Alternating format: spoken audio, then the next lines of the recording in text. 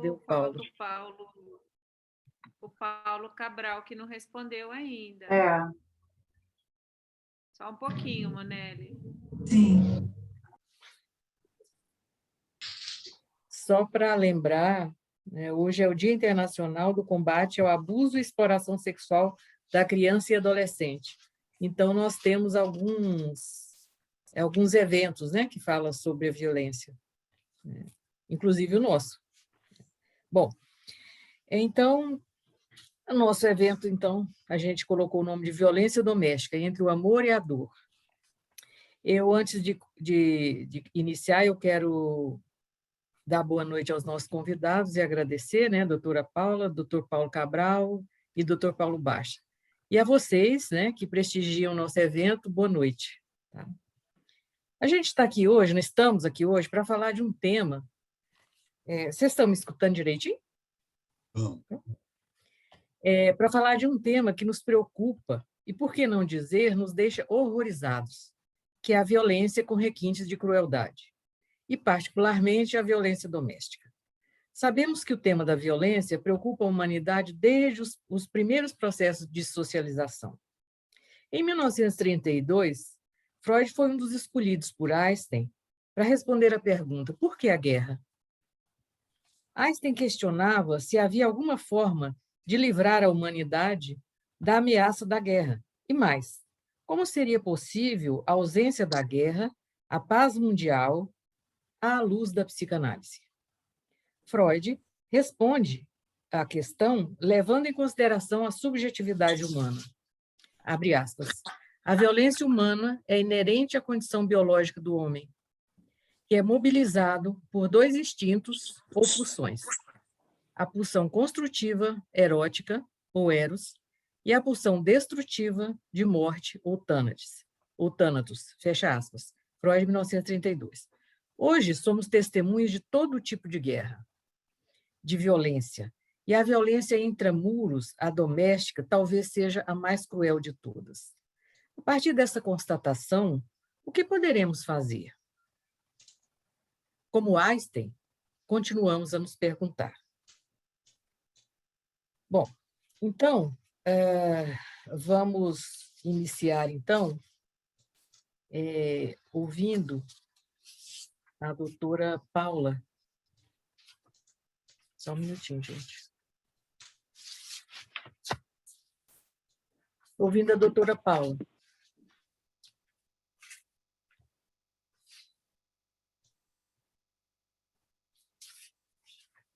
Bom, a doutora Paula me mandou o currículo dela, né? E eu, sinceramente, não sei onde é que eu coloquei. Eu acho que eu estou nervosa. Mas não, para mim não faz questão não, viu? Se nem quiser não, ler, pelo amor de Deus. Não, pelo amor de Deus. Terezinha, pode se apresentar. Eu posso me apresentar, exato. O formato de como é que vai acontecer o desenrolar da discussão. Quanto tempo ela tem, o Paulo... Eu não falei, sabe por quê, Joelma? Porque eu passei um WhatsApp para os três, tá? Mas eu vou repetir. Vocês vão ter 20 minutos para falar, tá? Para explanar. Depois que os três falarem, nós vamos entrar, nós vamos abrir para as perguntas, tá? E os co-coordenadores, que é a Maristela, a Ana Cristina e a Deise, elas vão organizar as perguntas para poder falar com vocês, tá bom?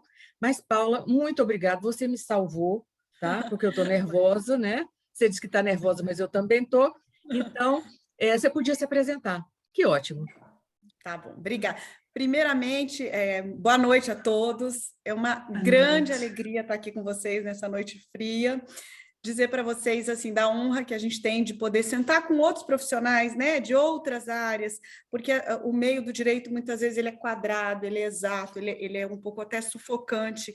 Então, a gente acaba conversando sempre entre nós e é tão bom quando se pode oxigenar, né? É um respiro que nós temos. Então, estar com vocês hoje, para mim, é uma alegria. Em segundo lugar, eu queria agradecer a Joelma, né, pelo... Ai, que coisa fofa esse bichinho aí atrás. As minhas estão aqui no meu pé. Jô, Então, essa vai ser um papagaio de pirata. A gente vai tirar. eu adoro. Eu tenho duas. Primeiro, eu queria te dizer assim, que sorte a minha, né? Ter você e a sua família na minha vida. Que alegria ter conhecido vocês. Vocês somam, vocês acrescem. E te dizer que, para mim, é uma honra partilhar da convivência de vocês. Vi a Deise aí, Deise fez parte da minha infância, da minha adolescência, me viu crescer, me viu menina, me viu mulher. Que alegria ter você comigo também, Deise. E, Nossa, você não imagina a minha, então, Paulinha. Eu já sabia onde você ia chegar. Nesse momento com você, vocês vão ver que pessoa bacana que a Paula é.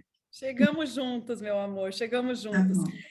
Gente, antes de tudo, eu queria assim dizer para vocês que eu faço psicanálise já há muitos anos e antes disso fazia terapia, já fiz outras linhas. Então, assim, eu falo que eu tenho mais de 2 faculdades de mim, porque já se vão 13 anos entre terapia normal e psicanálise. Mas, assim, o fato é que talvez eu use conceitos que para vocês têm significados diferentes. E eu já peço desculpa de antemão por isso, mas é porque nós viemos de formações distintas. Então, é complicado. Às vezes, o que eu vou dizer e usar um nome, vocês vão até falar, não, mas não é isso. Então, eu vou pedir um pouco de compreensão e tolerância se a gente usar termos diferentes, mas é porque a gente vem de formações acadêmicas muito distintas. Por que eu digo isso? Porque muitas vezes, na minha sessão mesmo, com a minha psicanalista, eu falo alguma coisa e ela vai para o embate comigo.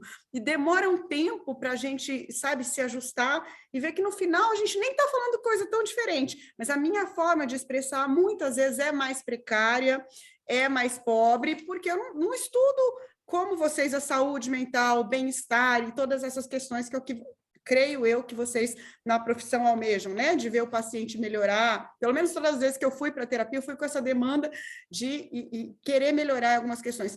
O direito, às vezes, ele é cruel, porque às vezes ele é o contrário, principalmente o direito da área criminal, que é esse que eu atuo, e agora eu já faço a minha apresentação. Eu tenho de Ministério Público 19 anos. Antes de entrar no Ministério Público, eu fui procuradora autárquica concursada da GPEM, trabalhei dentro de presídios, passei por várias comarcas, e nesse tempo todo atuei em todas as áreas possíveis, né? Trabalhei com família, com meio ambiente, com patrimônio público, principalmente quando nós estamos no interior, a gente faz um pouco de tudo. Promotor de primeira, que foi minha primeira comarca, foi Ribas do Rio Pardo, você não tem nem colega na comarca. Então, é você e Deus para atender a população, para fazer júri, para fazer audiência. Às vezes eu ficava até 10 horas da noite no fórum, tinha que dar conta. Hoje a realidade melhorou, nós temos assessores, nós temos estrutura, mas eu venho de um período muito mais precário, né? O que eu posso dizer para vocês esse tempo todo? Em todos esses 19 anos, eu nunca deixei de atuar no crime, porque o crime é uma coisa que eu gosto de fazer. Então, hoje eu poderia estar numa área mais tranquila se eu quisesse, poderia estar numa família, fazendo audiência, mas eu gosto do crime. Então, atualmente, eu trabalho numa promotoria de execução penal, que é de regime fechado, então a gente tem quase 6.000 presos em Campo Grande que nós cuidamos na minha promotoria, todos os presídios de regime fechado, e lá nós temos também alguns réus de violência doméstica, principalmente aqueles que são condenados pelos crimes mais graves, que é o que dá o regime fechado, né? Que seria o feminicídio, seria tortura, esses crimes com maior violência. E também atuo em substituição aos colegas do semiaberto, do aberto, livramento condicional, onde eu pego todos os outros réus, que são aqueles que foram condenados por crimes também de violência doméstica, mas com menor gravidade, que seria talvez uma lesão corporal. Então, nós temos assim, uma variedade, uma gama de crimes de violência doméstica muito grande, porque, como vocês talvez já imaginem, a violência ela não é só física, ela também é psicológica, ela é moral, ela é patrimonial, então são diversos, é um passeio pelo Código Penal que a gente tem ali.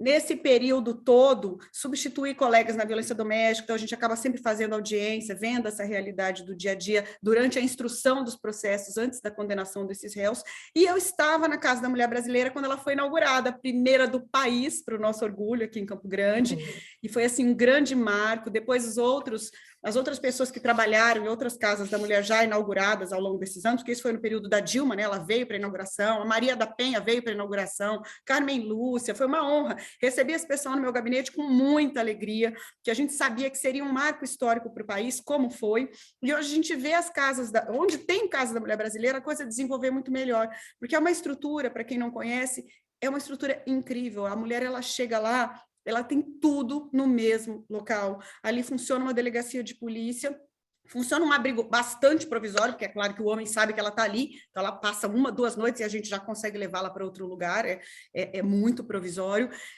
Uma promotoria de justiça, existe assistente social, existe psicólogo, assim, tudo logo no início, para dar aquele atendimento de urgência, quando a coisa acaba de acontecer, a mulher às vezes não tem para onde ir, está no momento do desespero, mas é incrível ter isso num lugar só, porque são poucos lugares, poucas capitais que tem isso, nós somos a primeira capital do Brasil. Então, algumas coisas a gente está à frente e delas nós nos orgulhamos, mas isso só funcionou porque todos os órgãos atuaram em conjunto, né? Não só o Ministério Público, como Poder Judiciário, Defensoria, Poder Executivo, que foi o pioneiro que lançou essa iniciativa. Então, nós temos meios para resolver essas questões e eu tenho muita alegria de falar para vocês que eu trabalhei nisso tudo e hoje eu estou lá do outro lado da ponta, né? Que eu estou na execução penal, que é para os réus que já foram condenados, ou seja, tudo que a gente tentou fazer lá no começo, na Casa da Mulher, para tentar dar uma estrutura, um suporte, muitas vezes, não funcionou, não deu certo, e acabou havendo a condenação. E muitas vezes também a gente nem tenta, dependendo da gravidade da situação, a mulher já chega lá também tão destruída, e aí a gente começa a falar um pouquinho do que eu trouxe aqui para vocês, ela já chega assim tão vulnerável e tão machucada pelos anos de ciclo de violência, que aquilo já é um ponto final da relação também, e a gente já entende ali que dali ela só precisa do suporte para sair daquela história. Então, nós temos, e eu não sei se vocês, no trabalho de vocês, atendem mais vítimas ou réus, ou se vocês atendem um pouco de tudo, independente de o cara já estar sendo processado, ou da mulher já estar sendo vítima numa ação penal. Eu uso essa nomenclatura de uma forma ampla e genérica. Quando uma situação de violência doméstica já está instalada, tenhamos nós atuado no processo ou não, o fato é que o que a gente vê atuando nessa seara da violência doméstica é que o ciclo da violência, ninguém começa apanhando, né? Nenhuma mulher começa levando tapa na cara e se apaixonando por conta desse homem ou sofrendo violência psicológica.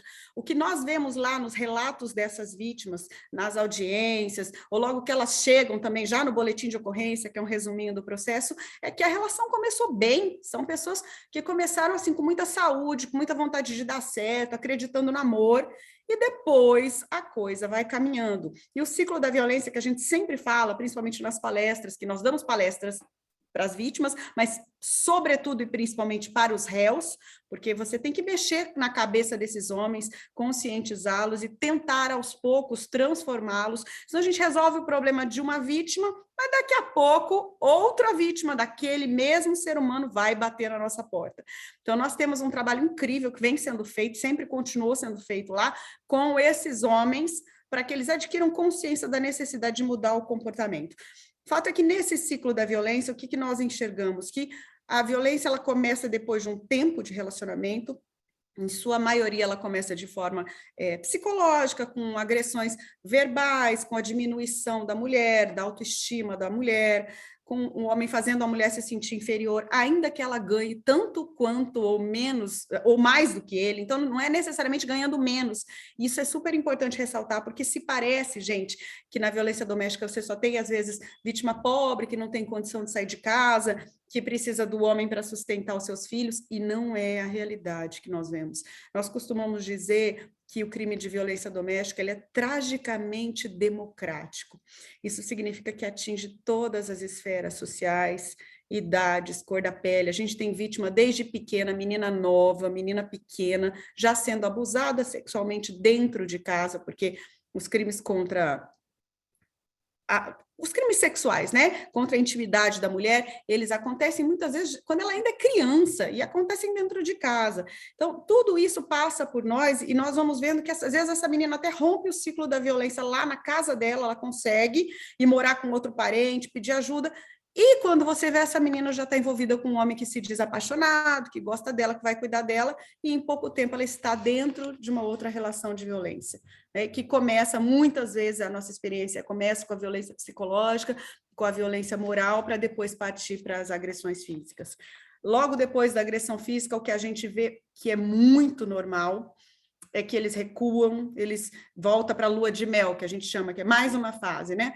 Volta para o amor, para a paixão, chora, pede desculpa, diz que bebeu demais, que é porque ele a ama profundamente, usa aquele monte de desculpas e a mulher cai nessa conversa. Infelizmente, essa é a nossa visão de Ministério Público, não é só a minha, minhas colegas pensam igual, porque é só uma questão de tempo até a coisa voltar a acontecer, e aí ela vai numa escalada, né, que é o que nós vemos, vai numa escalada que as agressões elas vão ficando piores, a ponto da polícia começar a ser acionada. Aqui funciona muito bem o batalhão da Maria da Penha, existe o botão do pânico, depois que eu vou explicar mais para frente isso, como é que funciona, mas ela pode acionar a polícia quando ela já tem uma medida protetiva.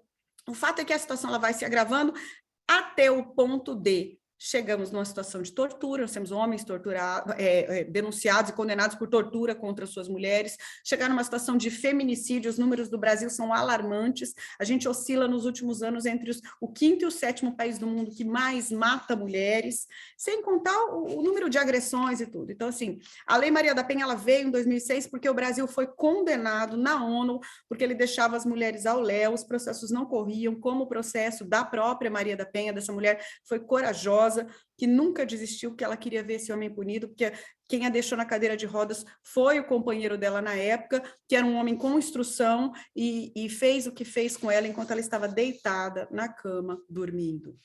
Então, o Brasil precisou ser chacoalhado pela ONU para fazer uma legislação decente. Hoje nós temos essa legislação decente, que é a Lei Maria da Penha. E a Lei Maria da Penha, ela prevê, e é tão importante dizer isso, ela não prevê só punição, ela prevê vários outros mecanismos que são interessantes, que são as medidas protetivas de urgência que a gente tem, que garantem que a vítima possa se afastar desse réu, né? Então, são as medidas de proibição de contato, de afastamento do agressor do lar, sempre em favor da vítima, né? O que acontece quando se proíbe o contato? Esse homem não pode mais procurá-la, ele não pode mais mandar o WhatsApp, ele não pode mandar carta, sinal de fumaça, telefonar, ele não pode. Afastamento do agressor do lar, é estabelecido até um limite de metros, inclusive a mulher explica a necessidade que ela tem, e ele não pode se aproximar não só da casa, mas do trabalho, do ambiente familiar que ela esteja, ele tem que ficar longe da mulher. E muitas vezes, gente, para nossa tristeza, nós vemos isso acontecer não só com esposas e maridos, mas a gente vê acontecer também entre mães e filhos, que são realidades muito difíceis, porque eu não sou mãe, mas eu sei o que é isso, porque a gente vê o sofrimento dessas mulheres que são mães, quando elas têm que pedir uma medida de afastamento dos seus próprios filhos. E como é difícil para nós, inclusive, quando uma mulher que faz isso, uma mulher que já chegou lá lesionada, porque o filho bateu, porque o filho judiou, querer voltar atrás, retirar a medida, nós não temos o que fazer se essa mulher retira a medida, ela vai ficar naquela situação. E muitas vezes a gente tem réus aqui que matam, né? Filhos que matam as suas mães. Então, como nós temos muita experiência de ver a escalada da violência, a violência de regra não reduz, ela aumenta, nós temos essa preocupação muito grande de orientação, de alerta, de dar palestra para esses homens, porque não adianta salvar uma vítima e daqui a pouco vem outra, né? Você acaba com a vida da outra vítima e você acaba com a vida desse homem também, que vai para o presídio, enfim, não ressocializou, não adiantou nada. Então, por isso também é um trabalho de conscientização. Nós temos no direito penal uma coisa que se chama princípio da legalidade. O que significa isso? Uma coisa ela só é crime se houver uma lei fazendo uma previsão legal de que aquilo seja considerado um crime. Então, por que é crime matar alguém? Porque está lá no Código Penal, que se você matar alguém, é crime, é um artigo do Código Penal, da mesma forma com todos os outros crimes. Então, nós tivemos recentemente como uma situação que agrava a pena, o feminicídio. Antes era só homicídio, matava a mulher, estava lá, homicídio. Agora a gente tem o feminicídio. Claro que já era crime matar mulher, mas agora isso, se for feito numa condição de gênero, porque ela é mulher, isso agrava a pena. E tem um outro olhar da justiça, é recente, mas era necessário, considerando o quanto de vítimas mulheres que nós temos. E principalmente, quem são essas pessoas que praticam esses crimes? E aí os números são assustadores. O lar, ele é o lugar seguro para o homem.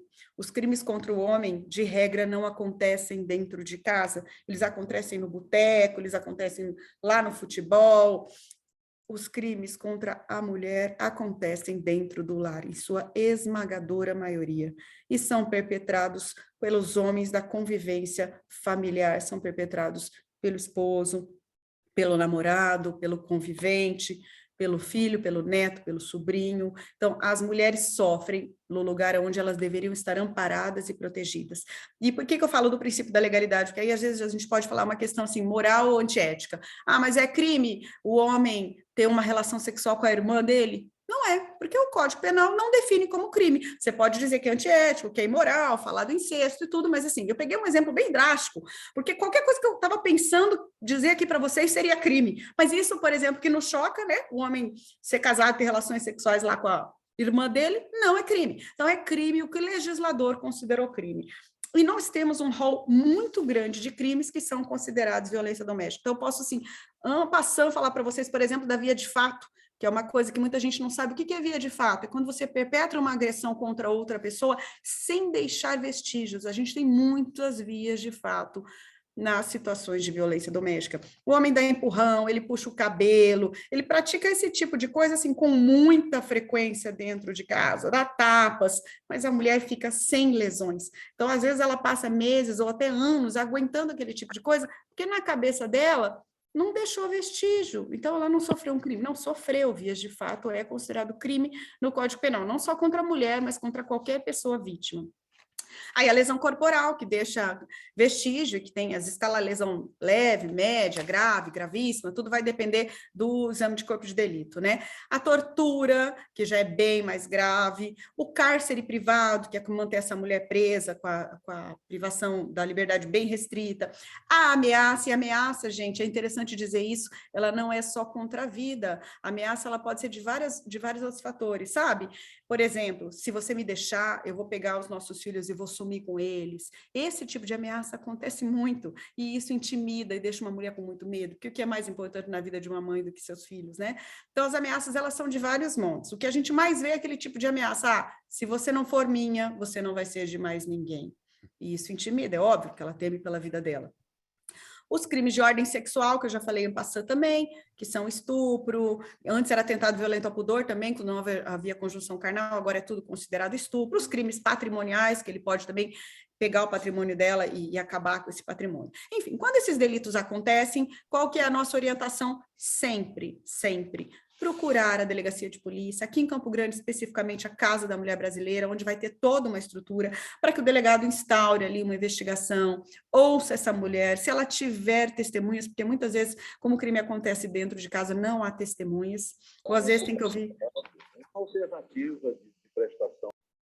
Às vezes tem que ouvir uma criança pequena, que é difícil, aí o que é bacana que a Lei Maria da Penha prevê é que haja uma estrutura, né, com psicólogo, assistente social, que faça esse acompanhamento, isso hoje já é permitido, então principalmente quando a gente tem que ouvir menores, muito novinhos, a gente coloca junto um psicólogo para fazer o acompanhamento, isso dá resultados muito interessantes, não são todos os lugares, aliás, eu acho até que é uma minoria, pelo que a gente ouve dos colegas de fora, mas aqui, principalmente em Campo Grande, nós temos uma estrutura que permite isso. E aí, com esse registro, essa mulher já no dia que faz isso, que ela vai lá registrar essa ocorrência, que é uma síntese, um resumo do fato, ela já pode fazer o pedido das medidas protetivas. Quando a mulher faz o pedido das protetivas, ela aponta, são várias medidas, as que ela mais pede, que são as mais razoáveis e lógicas, são a proibição de contato e o afastamento do agressor do lar. O que acontece? De regra, a protetiva é concedida pelos juízes de direito, a menos que não tenha nenhum indício de que aquilo aconteça. Mas a regra, assim, esmagadora maioria é que se concede a protetiva. Depois o réu se defende, se for o caso, prova que não fez aquilo, que ele não é uma ameaça. De regra, eles também negam, nem o réu admite. A minha experiência, pelo menos, é de que eles não admitem, né?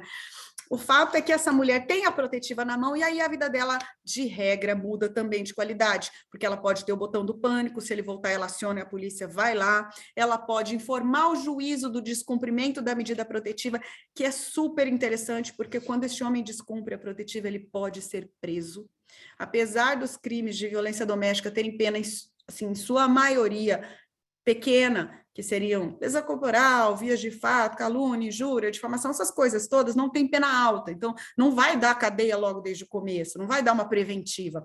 O que daria? Um crime de tortura, um crime de estupro, um crime de feminicídio. Esses outros, mais simples, não dão, porque primeiro que a instrução do processo é lenta, não sai preventiva, lá na frente vai sair um semiaberto, uma prestação de serviço à comunidade. Mas já melhoramos, que diga-se que já melhoramos, porque antes da Lei Maria da Penha, da Lei de Violência Doméstica, gente, isso era feito por transação penal no juizado, tá? Então, assim, eu sou do tempo em que sentava o marido e a mulher na frente de um juiz, de um promotor, e a gente propunha uma cesta básica, com coração partido, e às vezes o dinheiro vinha até do alimento dos filhos daquela mulher, para pagar a cesta básica da agressão que ela mesma sofreu por causa desse homem. Então, já foi pior, já foi muito pior. Por isso que eu digo, nós evoluímos.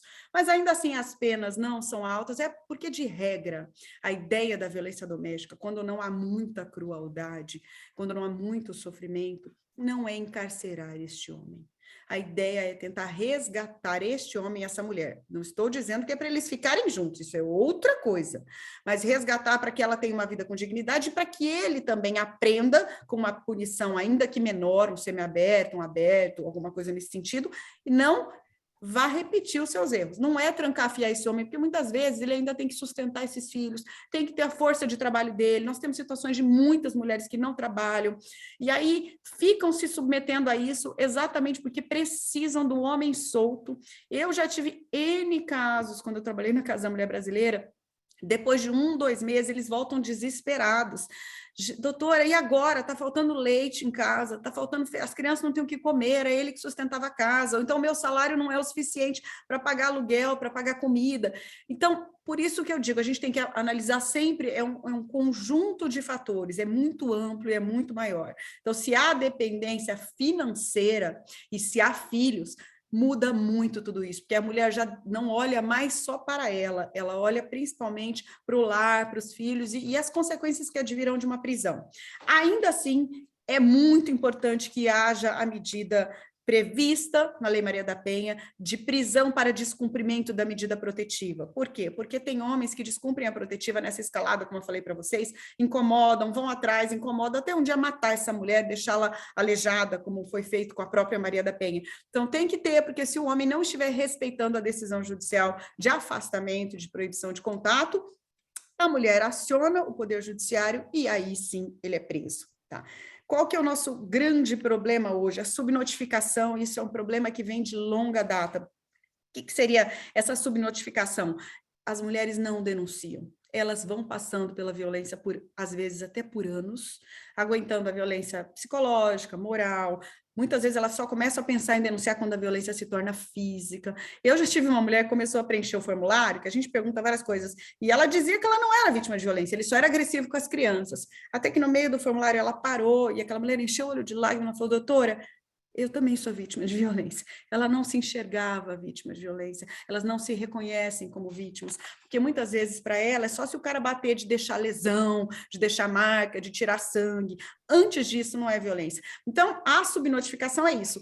Muitas mulheres não enxergam que são vítimas de violência.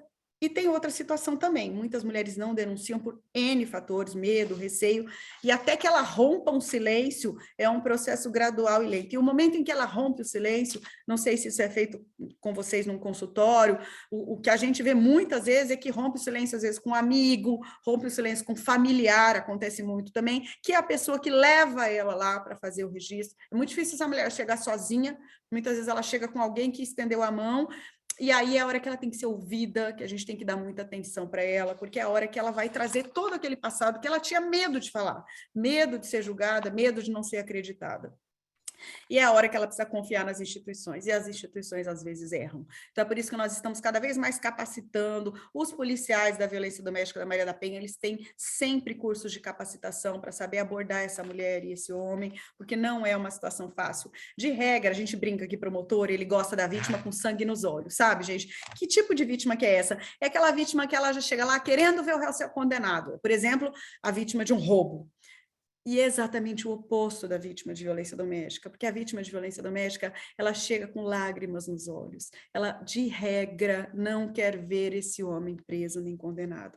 O que ela quer? Ela quer só apenas que a violência pare, que ele volte a ser um bom homem, o homem do início do relacionamento, que ele continue sendo um bom pai para os filhos dela e que se ela romper com ele, ele vai deixar de ser um bom pai. Então é uma vítima que ela chega assim, cheia de angústias, cheia de contradições, cheia de medos, é uma vítima que a gente precisa acolher e escutar, e não é uma vítima fácil, mas é a vítima que nós temos. Eu sempre brinco, o Ministério Público fala que a vítima é nossa, é dessa vítima que a gente tem que cuidar, porque é dela que nós vamos ter que extrair as informações todas. E aí vem a necessidade de nós termos credibilidade na palavra da vítima, né?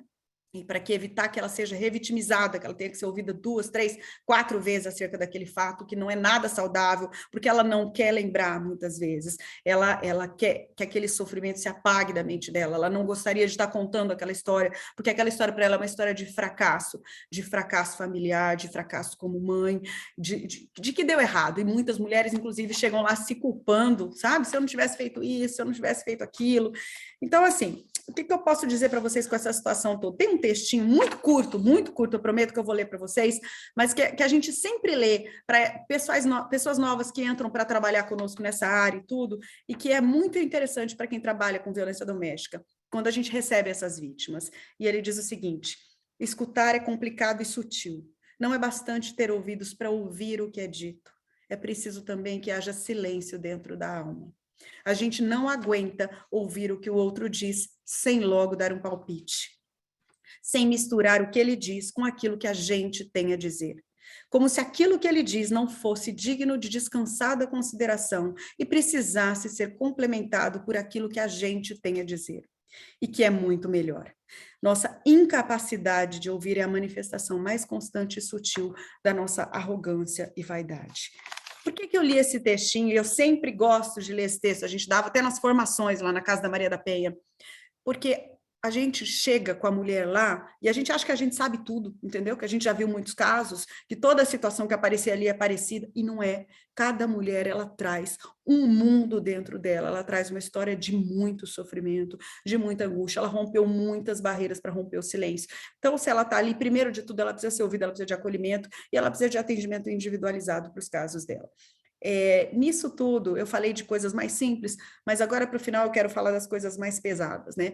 Eu tive situações, assim, horrorosas. Um dos meus réus mais pesados, esse menino matou o pai e a mãe dele, e é um menino com problema psiquiátrico. Então, assim, muitas vezes nós vemos situações horrorosas e a gente tinha atendido lá atrás, não eu, mas colegas lá atrás, tinham atendido essa mãe e tinham orientado essa mãe que ela precisava se afastar, porque ele já apresentava os problemas psiquiátricos. Ela, não, contra mim ele nunca vai fazer nada, ele já se demonstrava perigoso. Contra mim ele nunca vai fazer nada. Até que ele fez, tirou a vida, né, do pai e da mãe. E outras situações muito horrorosas que nós também já tivemos lá, que a gente via que se tivesse lá atrás sido interrompido, nós teríamos evitado o resultado mais trágico, que é o resultado morte, que é aquele que todo mundo tenta evitar.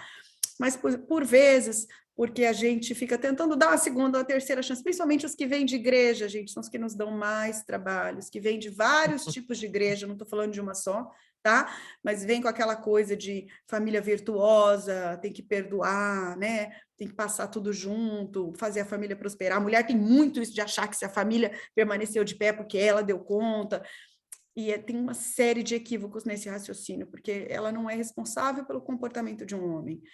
Enfim, eu trouxe aqui, en passant, para vocês um pouquinho da visão do direito, né? Peço desculpas já se eu não consegui ser muito clara, mas para falar para vocês que a nossa experiência é essa, e fico aqui à disposição para as perguntas no final. Muito obrigada.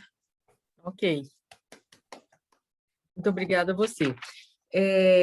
Agora, a gente gostaria de ouvir o doutor Paulo Cabral. Eu não ouvi. Terezinha, Vocês viram? não respondeu, não. Não respondeu. Não. Tá. Ele está aqui, Bom. mas não está. Ele está aqui, mas o microfone dele está fechado. Está com problema para conectar. Bom, então vamos ouvir agora o doutor Paulo Baixa, né?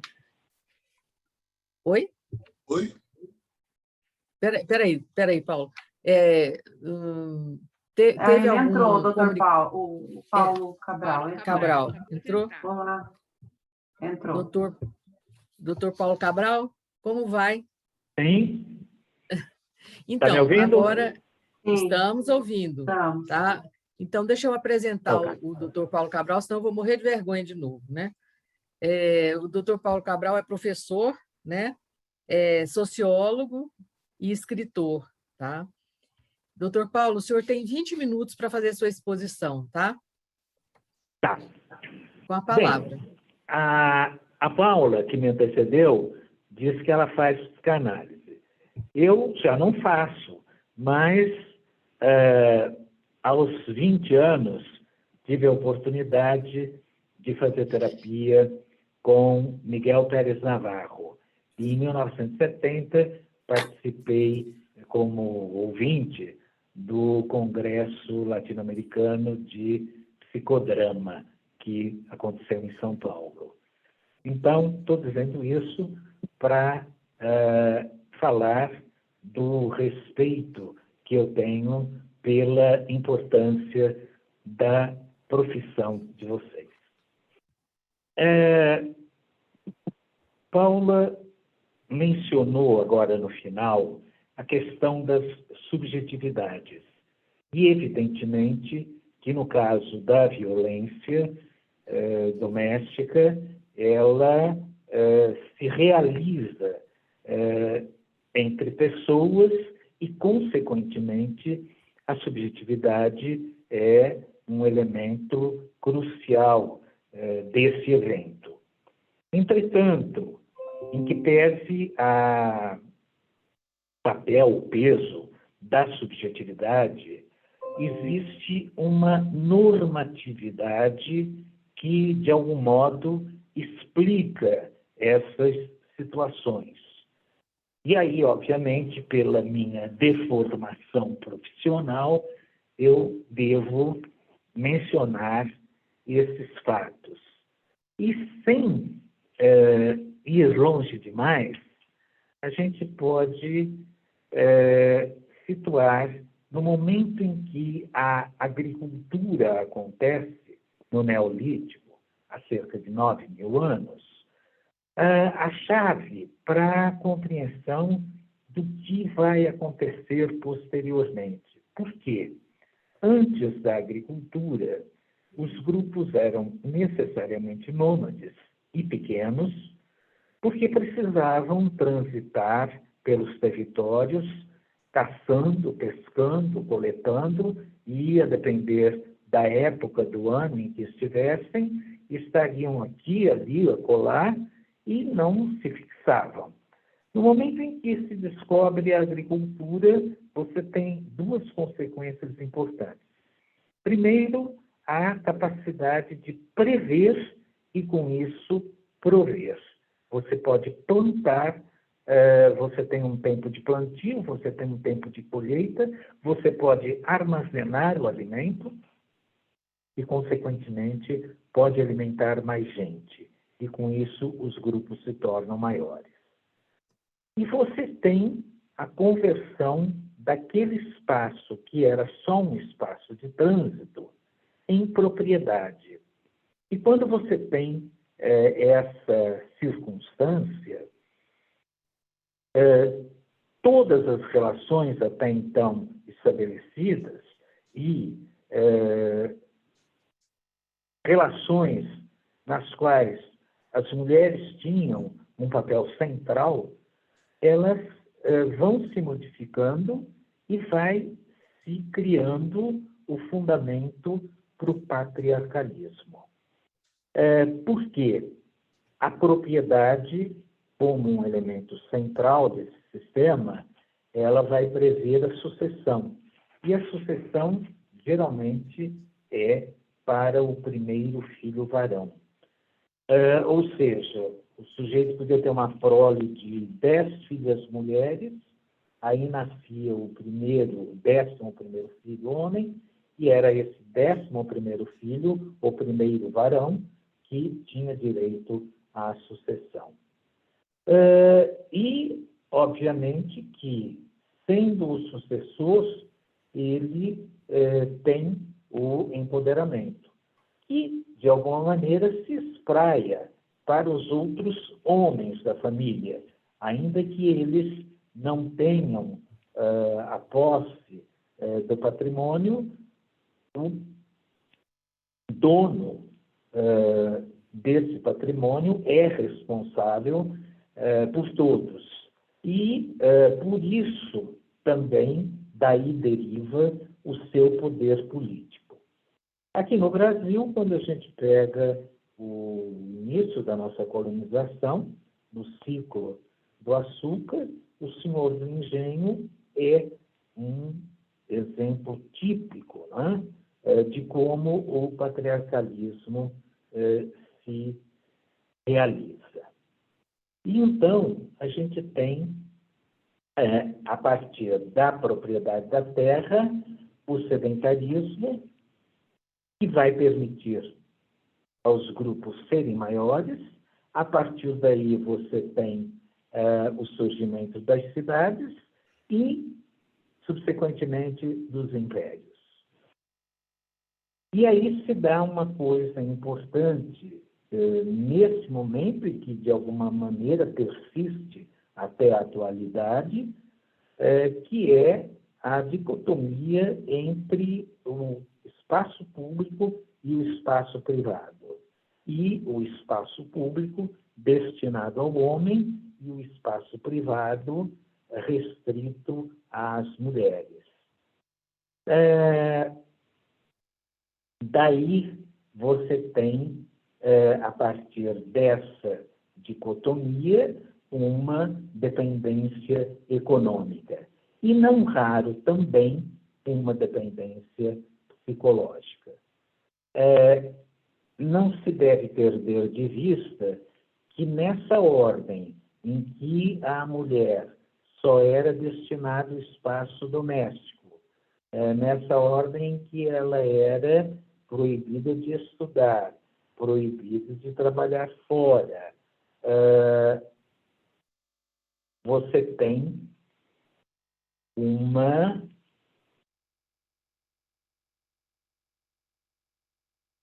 violência que se institucionaliza.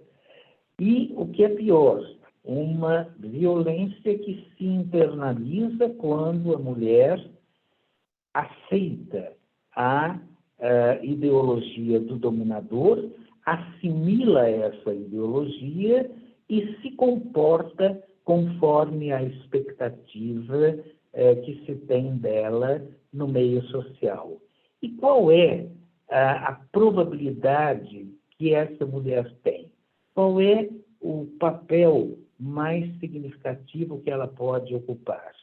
O de esposa e mãe. Porque fora de esposa e mãe, ela seria aquela solteirona amarga, a tia solteirona amarga, que ficava pela casa, ou então, se transgressora, o prostíbulo. Fora desses papéis, muito poucos aconteciam. E quando, fora desses papéis, a mulher questionasse a ordem estabelecida no mundo ocidental, ela foi severamente punida pela Inquisição. E aqui a gente faz um outro gancho com alguma coisa que a Paula disse a respeito da religião, do quanto a religião interfere na subjetividade dessas mulheres vítimas. Né? E aqui a gente tem que ter claro que, institucionalmente, a Igreja, e quando eu estou falando Igreja em termos históricos, me referindo à católica, tá? Tanto Península Ibérica, né? Portugal e Espanha, quanto Brasil, a Igreja Católica ela esteve intimamente associada ao Estado. No Brasil, até 1872, Estado e Igreja se confundiam. Os registros civis que passaram a existir posteriormente, antes eram os religiosos. O batistério funcionava como certidão de nascimento, o casamento religioso tinha validade civil e o enterramento, que era feito na igreja ou num cemitério contíguo à igreja, tinha o sentido de atestado de óbito. Então, só em 1872, no Brasil, se separa a Igreja do Estado por N razões. Bem, mas a Igreja, ela, até recentemente, até João 23, a Igreja Católica dizia que a mulher tinha como sublime missão ser mãe, cuidar do ambiente doméstico e por aí vai. Então, E a gente sabe que religiões protestantes e agora neopentecostais, etc., vão nesse diapasão. Muitas propõem que a mulher se submeta ao marido, parará, parará, parará. Bem, com isso, o adestramento da mulher ele se torna mais profundo. Para se ter uma ideia, no final do século XIX, início do XX, a Igreja Católica lança o Manual de Piedade da Donzela Cristã. Era um regramento cheio de preceitos utilizado nas escolas confessionais católicas, que eram dominantes, para amoldar o espírito das meninas a se tornarem boas esposas e donas de casa. Então, é preciso ter claro que essa situação de sujeição, de dependência, ela não surge casualmente. É fruto de um longo, muito longo processo histórico e que ainda não se esgotou, porque os elementos de emancipação feminina são ainda muito restritos. O reacionarismo, o conservadorismo estão presentes na nossa sociedade. Ainda agora, com essa presidência, Bolsonaro tem exemplos inúmeros de misoginia. Disse que nem tudo é perfeito, tanto que ele teve a 5ª filha mulher, e N outras expressões de desprezo à condição feminina, não é? De sorte que é muito difícil. Claro que as mulheres, ao contrário do que muitos supõem, sempre participou da produção. Eu me refiro às mulheres pobres. As escravas, além de produzirem, muitas trabalhando no eito, além das escravas domésticas, elas também eram objeto sexual de seus senhores. Então, a sujeição feminina, ela é presente. As mulheres imigrantes também trabalharam ombro a ombro com o homem. No estado de São Paulo, nas roças de café, as mulheres tinham intensa participação.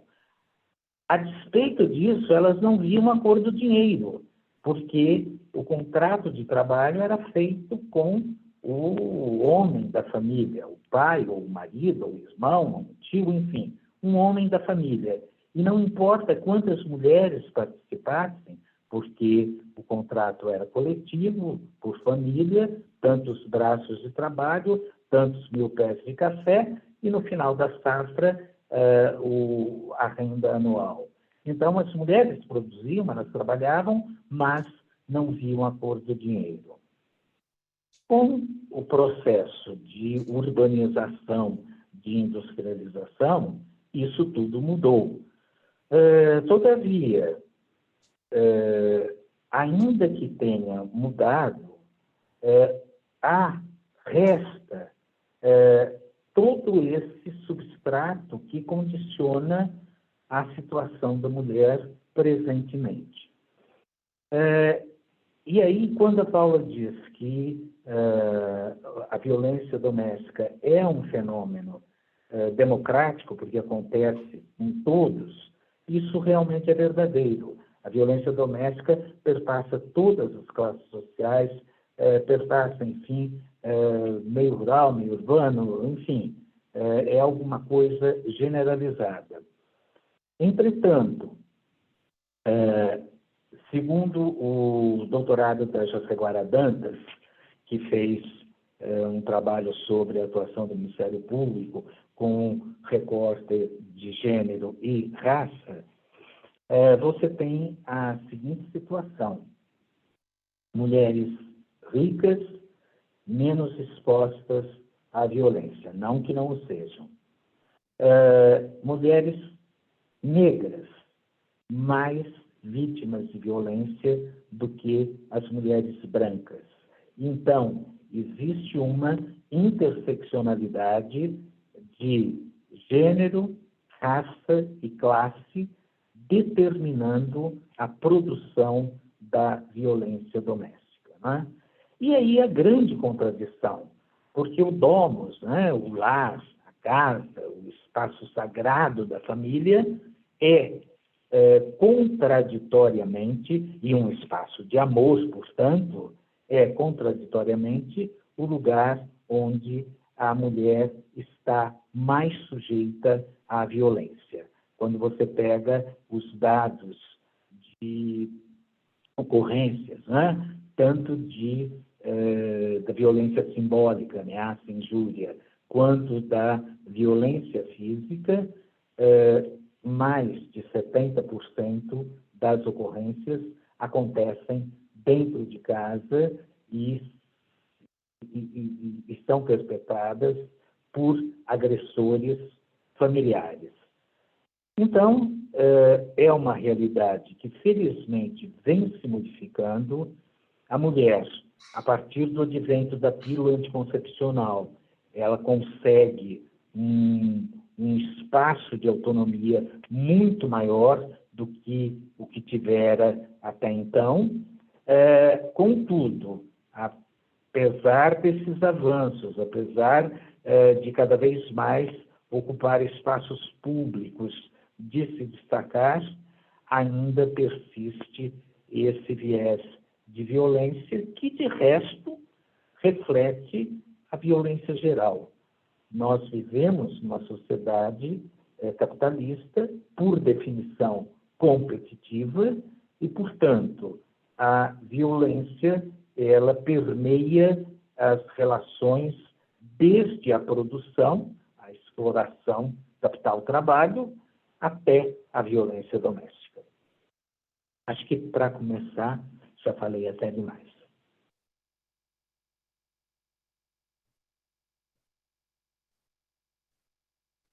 Seu microfone está fechado, Terezinha. Terezinha, seu microfone. Bom, obrigado, doutor Paulo. Nós vamos ouvir agora o doutor Paulo Márcio Bacha. É médico, psiquiatra, formado pela Faculdade de Ciências Médicas da UERJ, em 1981, onde fez sua residência em psiquiatria. Perito médico psiquiatra nas comarcas de Mato Grosso do Sul, psicanalista membro associado da Sociedade Psicanalítica do Rio de Janeiro, membro efetivo e analista de data da Sociedade Psicanalítica de Mato Grosso do Sul, onde ocupa hoje o cargo de presidente.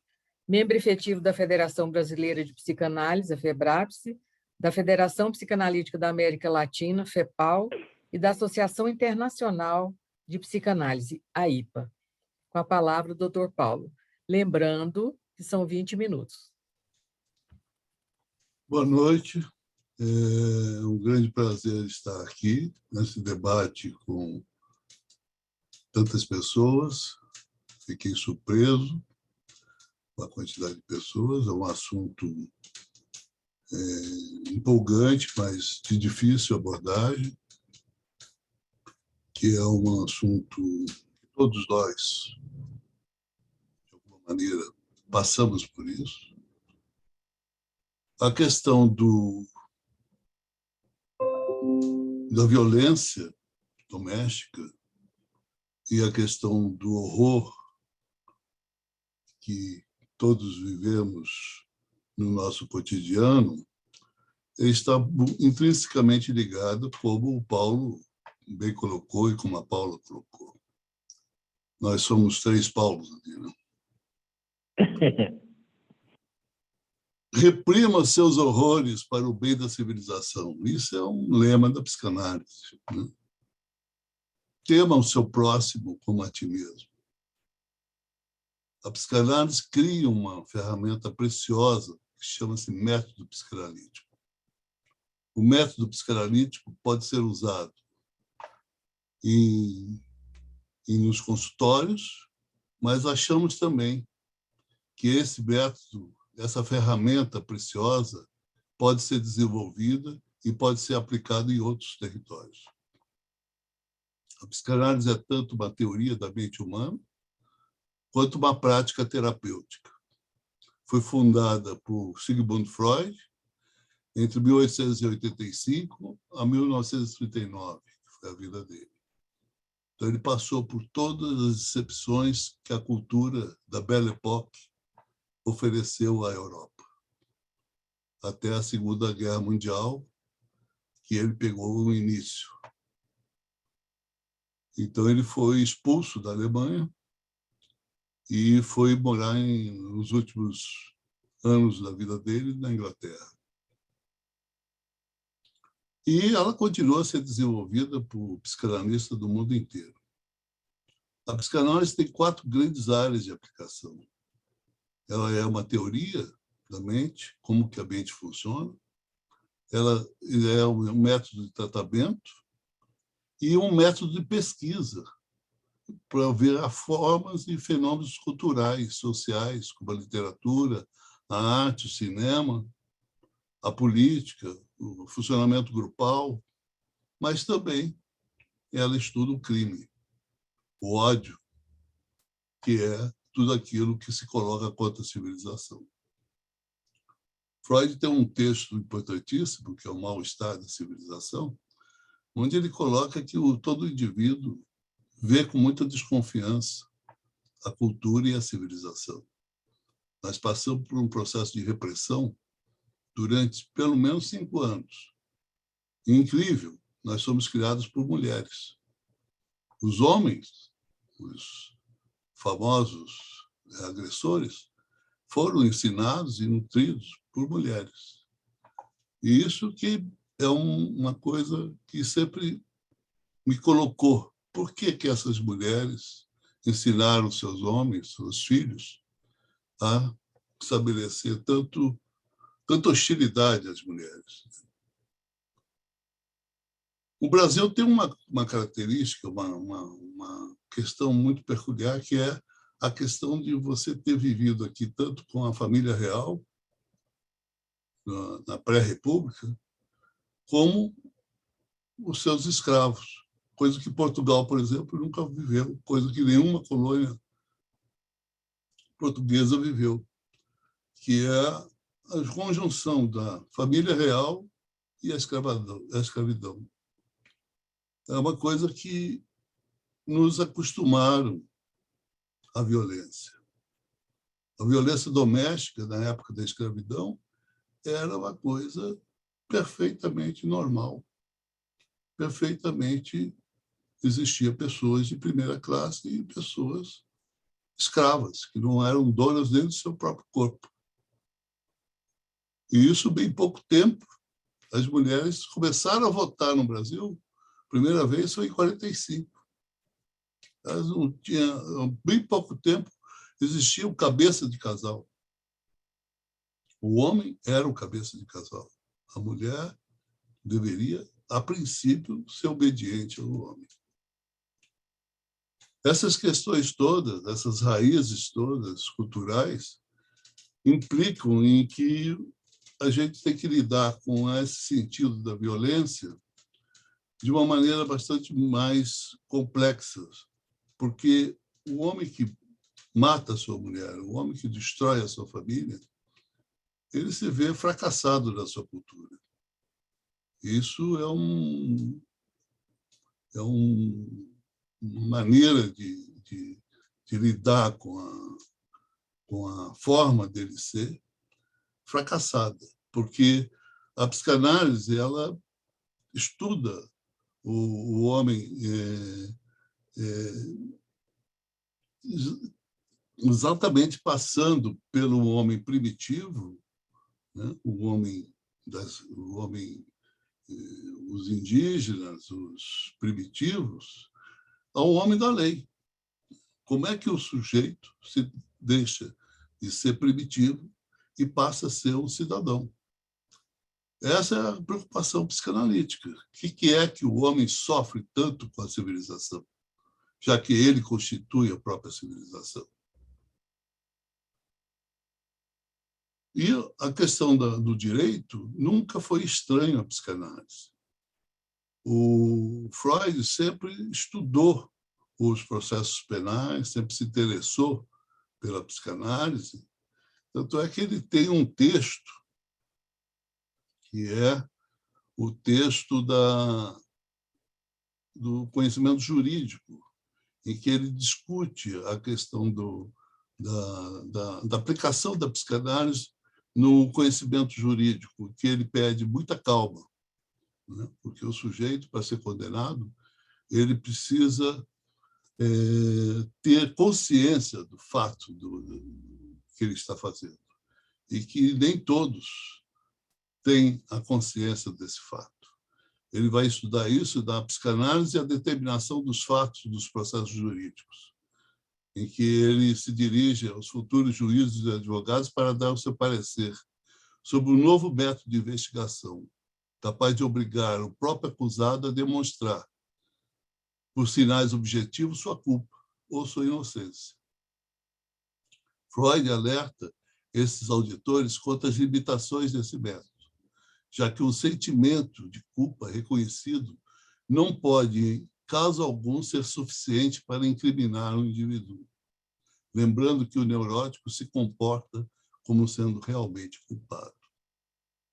No entanto, a noção do assassinato do pai e a questão do incesto são tão nucleares da obra que tornam inelutável a confrontação das duas disciplinas, mesmo que o crime em questão seja, na maioria das vezes, cometido de forma inconsciente e que o processo que se segue não segue outro, aquele da civilização da própria culpa sobre o sujeito. O sujeito da lei é o sujeito da culpa, é o sujeito que precisa se neurotizar para poder se adaptar à cultura. O que nós trabalhamos é exatamente a inversão disso. No consultório, nós queremos saber como é que o sujeito ele é por si mesmo. Onde é que ele está? Onde está o desejo dele? O desejo genuíno dele. E como que esse processo, que a gente chama processos psíquicos de elaboração, funciona e que apresenta o seu mundo fantasmático. A psicanálise ela tem esse campo que o Freud, pegando o modelo jurídico, ele fala do superego, né? Ele apresenta a questão do superego como uma jurisdição própria do indivíduo, onde ele vai lidar com seus valores e vai lidar com os seus impulsos e os seus desejos. O Freud também tem um texto famoso que chama Os Criminosos por Sentimentos de Culpa, reduzido a partir da experiência dos sujeitos que cometem um delito durante o tratamento. Dá, contudo, um passo a mais. Freud relata o autor do delito em questão, ou mesmo o ato criminoso, sofria de um sufocante sentimento de culpa, de origem desconhecida, antes de cometer esse último, o que uma vez que o erro fora cometido. A opressão havia diminuído, pelo menos o sentimento de culpa se encontrava referido como algo definido. Então, o ódio que esse sujeito tinha e a sensação de culpa que ele tinha, por ser punido pela lei, o aliviava.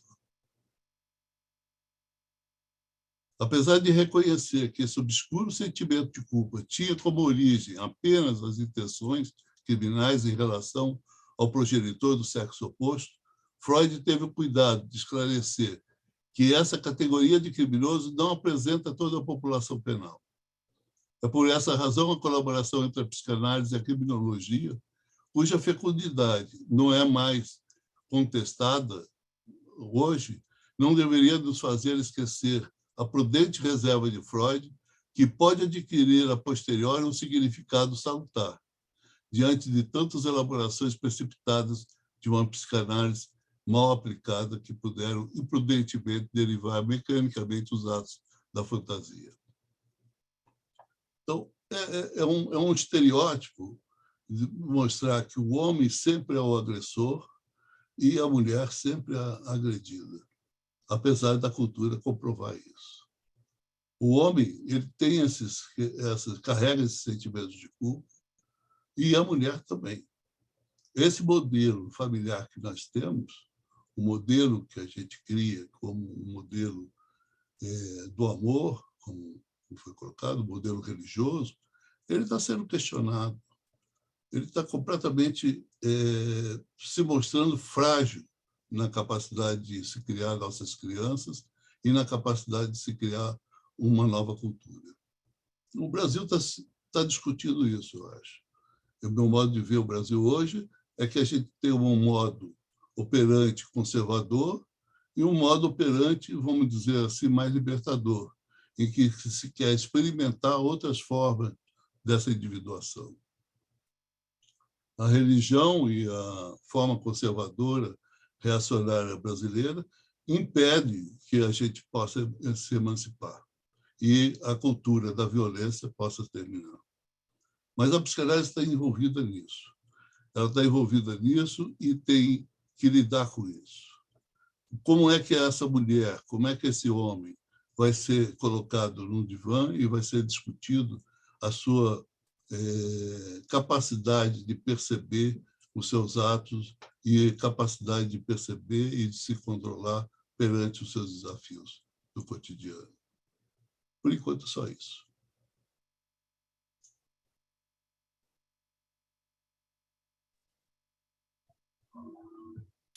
Bom, muito obrigado, Paulo.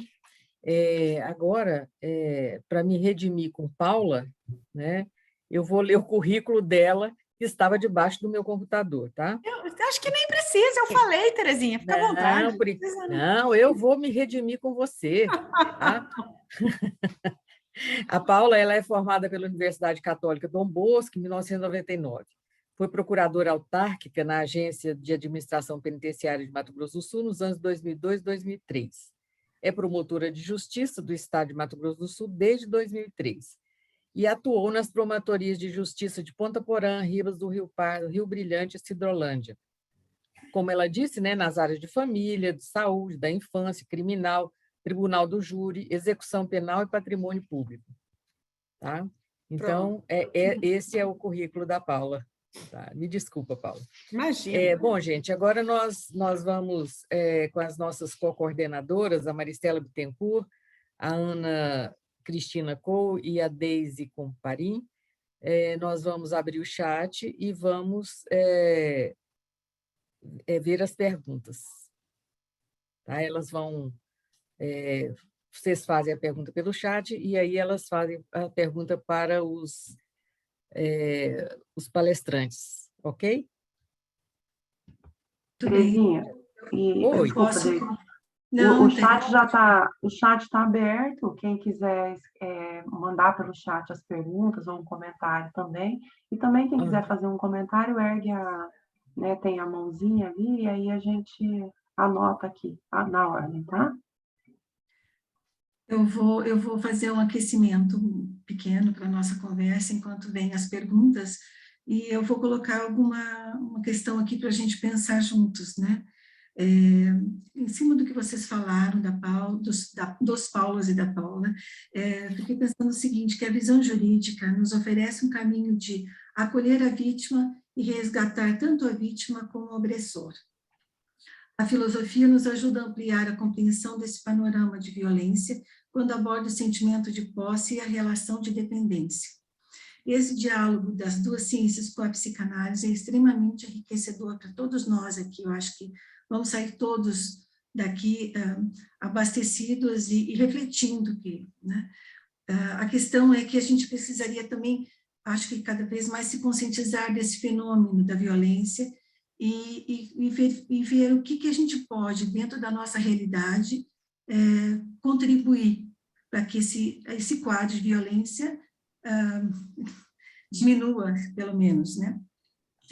Lidando com a questão, como o Paulo trouxe, da questão da culpa, que tem a ver com a nossa, da cultura, né? Então, eu queria deixar aberto para os três palestrantes que diálogo possível vocês conseguem trabalhar a partir questão apresentada de cada um dos palestrantes, que contribuição a gente poderia pensar com relação a essa visão mais ampla que cada um de vocês contribuiu, né, para a gente compreender melhor o fenômeno da violência. Que ações, além daquelas propostas já, a gente poderia pensar.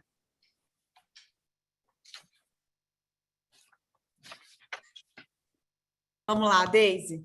Gente, eu não sei se eu posso contribuir muito, mas assim, eu creio que, e aí eu insisto no que eu já falei aqui, eu acho que muito mais do que encarcerar e punir, o nosso trabalho é de resgate mesmo. E a gente precisa muito de outros campos para isso, porque o direito sozinho não dá conta. Então, todas as vezes que a gente faz esse trabalho, principalmente com as vítimas, a gente se socorre de vocês. Então, assim, nós precisamos muito do trabalho dos psicólogos, os assistentes sociais também nos ajudam bastante, mas o que eu digo? Eu não vejo muita luz no fim do túnel, sabe? É difícil partilhar isso aqui com vocês, eu não posso falar isso, por exemplo, numa sala para acadêmicos de direito, porque é frustrante, mas o que a gente vê de regra, e aí talvez vocês possam nos ajudar nisso, é que a mulher, ela sai de um relacionamento assim para entrar em outro relacionamento assim. Parece que ela não se cura daquilo, sabe? Até porque eu nem sei se tem cura, se a palavra está sendo bem utilizada. Mas o que eu sinto é que a gente consegue, às vezes, tirá-la de uma relação de abuso e violência e muitas delas viram vítimas em outra relação de abuso e violência. E muitos desses homens também, é muito normal a gente fazer audiência de custódia de violência doméstica, e você vai puxar, ele tem outras violências já, de agressão física, e muitas vezes com 2, 3 mulheres diferentes, e ele continua repetindo aquilo. Então, assim, o que nós estamos fazendo ainda é pouco, ainda é insuficiente, e a gente tem que cada vez mais tentar um trabalho aí multidisciplinar com vocês, com todas as esferas possíveis, para ver se a gente ajuda essas pessoas a viverem melhor, porque o direito sozinho não dá conta. Isso eu posso dizer com tranquilidade para vocês. A gente tem o William, só um pouquinho, a gente tem o William, depois tem a Joela, tá? Acho que o doutor Paulo queria comentar isso. Sim, eu vou deixar o doutor Paulo e depois abrir para os comentários, tá? Por favor, doutor Paulo. Posso falar? Eu acho que o Paulo Bacha tocou num aspecto que é radical, a questão da culpa. E essa questão da culpa, ela é fortemente alimentada pela religião. Quer dizer, se nós tomarmos o preceito do cristianismo, a gente nasce de um pecado original. Quer dizer, nascer já traz uma culpa que é mitigada ou neutralizada pelo batismo. Mas, de todo modo, você nasce com a culpa. O prazer é visto como pecado e o corpo como morada do pecado. Então, quando você tem essas formulações tão fortemente introjetadas durante séculos, é muito complicado você partir para um novo paradigma, porque ele está muito forte. E quando a Paula diz que no direito ela não vê grandes perspectivas, é também porque o direito ele normatiza aquilo que está posto pelo dominador. Quem formula as leis, quem formula o ordenamento jurídico é, sobretudo, o homem branco de elite. Então, o universo que ele vai abordar é justamente esse o seu interesse. Então, vê que coisa interessante. O Bacha, ele traz a problemática para uma questão radical da culpa presente nos homens.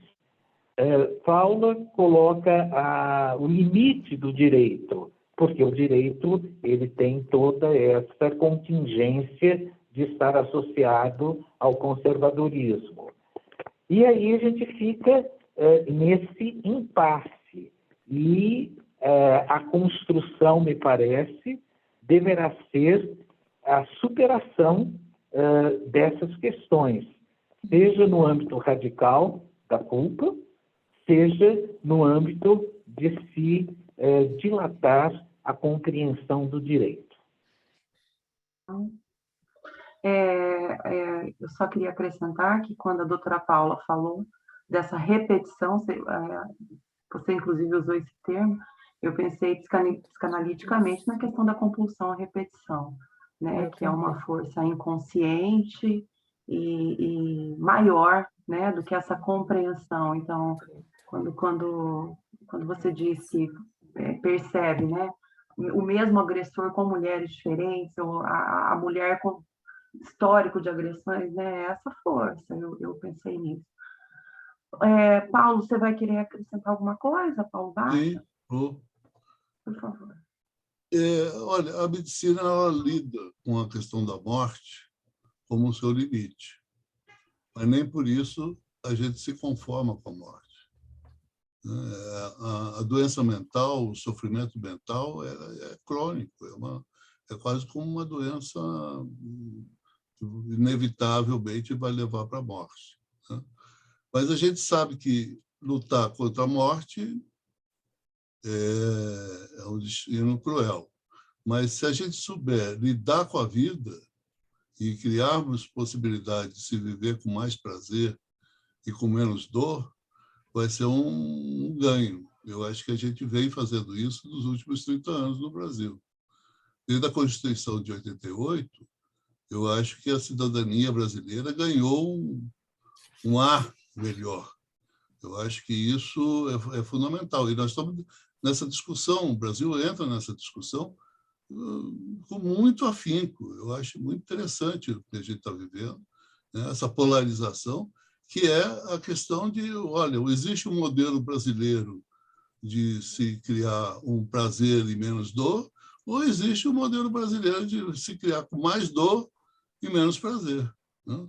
E essa questão da vida e da morte é uma questão colocada na nossa cultura.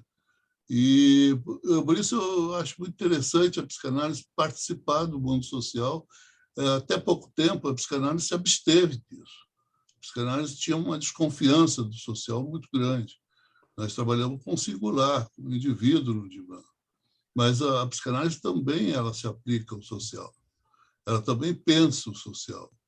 E ela tem uma contribuição imensa. A maioria dos clientes, das pacientes do Freud, eram mulheres sofridas, caladas, onde elas criavam os seus sintomas para poder falar com alguém. Freud foi a pessoa que conseguiu escutar isso e transformar isso numa cultura psicanalítica que influenciou todo o século XX na Europa, né? A gente é herdeiro disso. Então, a gente tem uma dívida com esse conhecimento freudiano em relação às mulheres muito grande, porque foi ele o primeiro a começar a escutar que tinha alguma coisa ali muito importante a ser percebido, né? Tanto é que ele se coloca, o que querem essas mulheres, né? Então, a mulher quer o quê? O que ela coloca? Ela coloca a questão do desejo, né? E isso vem transformando a cultura mundial, principalmente no Ocidente, onde teve um maior ganho, e vem nesse sentido das transformações, né? E esse sentimento transformador que a mulher com o feminino tem desafia a cultura masculina monótona como os homens são. Os homens são muito monótonos, sempre se veste igual, sempre tem aquela rotina obsessiva, né? A mulher traz o feminino que revoluciona isso. E eu acho que essa é uma das funções da psicanálise, é trazer questionamentos desses comportamentos, vamos dizer assim, templários, né? Onde você coloca a tradição como acima de qualquer experimentação nova que a mulher indaga. William, você ergueu a mão, pode falar. Sim, boa noite, tudo bom? Na verdade, eu tenho duas perguntas, se me permite. Uma para a doutora Paula.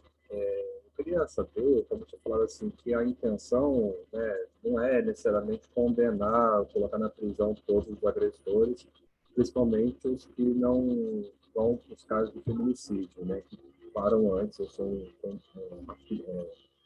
delatados antes disso. Quais são as ferramentas do Estado que o Estado oferece para tentar, então, reabilitar, vamos dizer assim, esse sujeito? Eu sei que no Judiciário tem o grupo de dialogando igualdades, que funciona, inclusive, dentro da Casa da Mulher Brasileira. Eu queria saber se existem outras ferramentas que o Estado propõe para fazer, então, essa reintegração ou possibilidade. Outra questão é que eu gostaria, assim, aí é uma pergunta para quem quiser responder, que me chama muita atenção, porque no Brasil, a doutora Paula falou muito da questão da lei Maria da Penha, mas também tem o ECA. E na escala de evolução da violência contra a mulher, principalmente, começa muito pelo ECA, quando a mulher, né, é uma adolescente, até uma criança, e acaba evoluindo depois para a Maria da Penha. Assim, tem nesse sentido. E são duas legislações que são modelos para o mundo, tanto o ECA quanto Maria da Penha. E por que no Brasil nós somos assim campeões, né, de violência, tanto contra a infância, tanto falei muito do abuso sexual, que é extremamente complicado, acentuado, na verdade, no Brasil, e da violência contra a mulher. Se nós temos ferramentas, pelo menos legislativa, que são modelos para o mundo, assim, há um paradoxo aí. Seria só uma questão cultural, seria uma questão da forma como a gente lida com a sexualidade, enfim, por que existe esse abismo entre a legislação, o modelo e a realidade nossa? Obrigada. Eu vou dar um pitaco nessa última, William, depois eu respondo a primeira, tá? Eu não sei te dizer se é só cultural, mas é muito cultural, isso a gente percebe, e você tem toda a razão, o ECA também é exemplar, tanto quanto a Lei Maria da Penha. A Lei Maria da Penha, ela surgiu como uma forma de punição, espontaneamente o nosso legislador não teria feito, então a gente teve problemas muito sérios, porque a Maria da Penha, mesmo por isso que a lei leva o nome dela, ela não desistiu, e ela levou isso às altas cortes mundiais para que o Brasil fosse punido, inclusive com dinheiro para pagar, e aí nós tivemos que ser responsabilizados. E aí eu já entro na sua primeira pergunta, existem vários mecanismos, inclusive na própria Lei Maria da Penha. Então, por exemplo, essas medidas protetivas que são em favor das vítimas, e aí por isso que a gente usa muito mais a Maria da Penha do que o ECA, porque as vítimas, crianças e adolescentes são protegidas pela Lei Maria da Penha, mesmo as menores de idade. O ECA, claro que ele também é todo um sistema protetivo, mas não é especificamente para vítimas de violência doméstica. Então, se a criança ou a menina, a adolescente, ainda não maior, sofreu uma violência doméstica, ela será amparada pelas medidas da Lei Maria da Penha, e não pelas do ECA, entende? Porque essas medidas são contra o agressor. Então, já começa daqueles exemplos que eu dei que funcionam bastante, que é a proibição de contato, o afastamento do agressor do lar. Em algumas situações funciona muito bem, principalmente que se são aquelas violências que ainda não chegaram a ser físicas, que é aquele homem, por exemplo, que não aceita o término do relacionamento, liga 50 vezes por dia, sem exagero, para a mulher, fica parado na frente do lugar que ela trabalha o dia inteiro, fica procurando os amigos rodeando, mandando mensagem o dia inteiro. Então, esses homens que não aceitam o final de relacionamento, muitas vezes a medida de proibição de contato já dá um susto e eles já dão paz para a mulher. Então, tudo vai depender da graduação do delito. E a medida, claro, de proibição de contato também ela é excelente, porque o cara fica mais longe, ele se afasta. Então, assim, não é em todas as situações que o homem descumpre a medida, porque muitas vezes, quando ele descumpre, ele vai preso. As medidas previstas na Lei Maria da Penha são alternativas que o Estado fornece e que, em muitos casos, elas resolvem a situação. Não resolve quando o réu realmente não está disposto a cumprir a lei, aí você não tem como obrigá-lo, né? Ele vai lá e vai fazer coisas erradas, ele vai matar a mulher, ou ele vai bater na mulher, e ele vai ser responsabilizado e preso. Além disso, quando o réu é punido, porque ele descumpre as protetivas, porque ele, né, não tem jeito, o que acontece é que são medidas variadas, que têm previsão no Código Penal, não só na Lei Maria da Penha, que são bastante interessantes também. Por exemplo, pena de regime semiaberto, de regime aberto, livramento condicional, prestação de serviço à comunidade, tudo isso pode ser feito. Então, você bota para prestar serviço no asilo, para prestar serviço... Geralmente, a gente evita creche, lugar que tem criança, principalmente se é um homem que mostra alguma violência. Mas você pode colocar ele para prestar serviço em algum local. E isso, às vezes, funciona. Tem juízes também que condenam para assistir palestra. Então, assim, são N coisas que você consegue compelir as pessoas a fazerem com base na legislação, mas para aqueles réus que não se demonstraram muito violentos, porque aí não tem jeito, aí teria que ser mesmo a pena de prisão.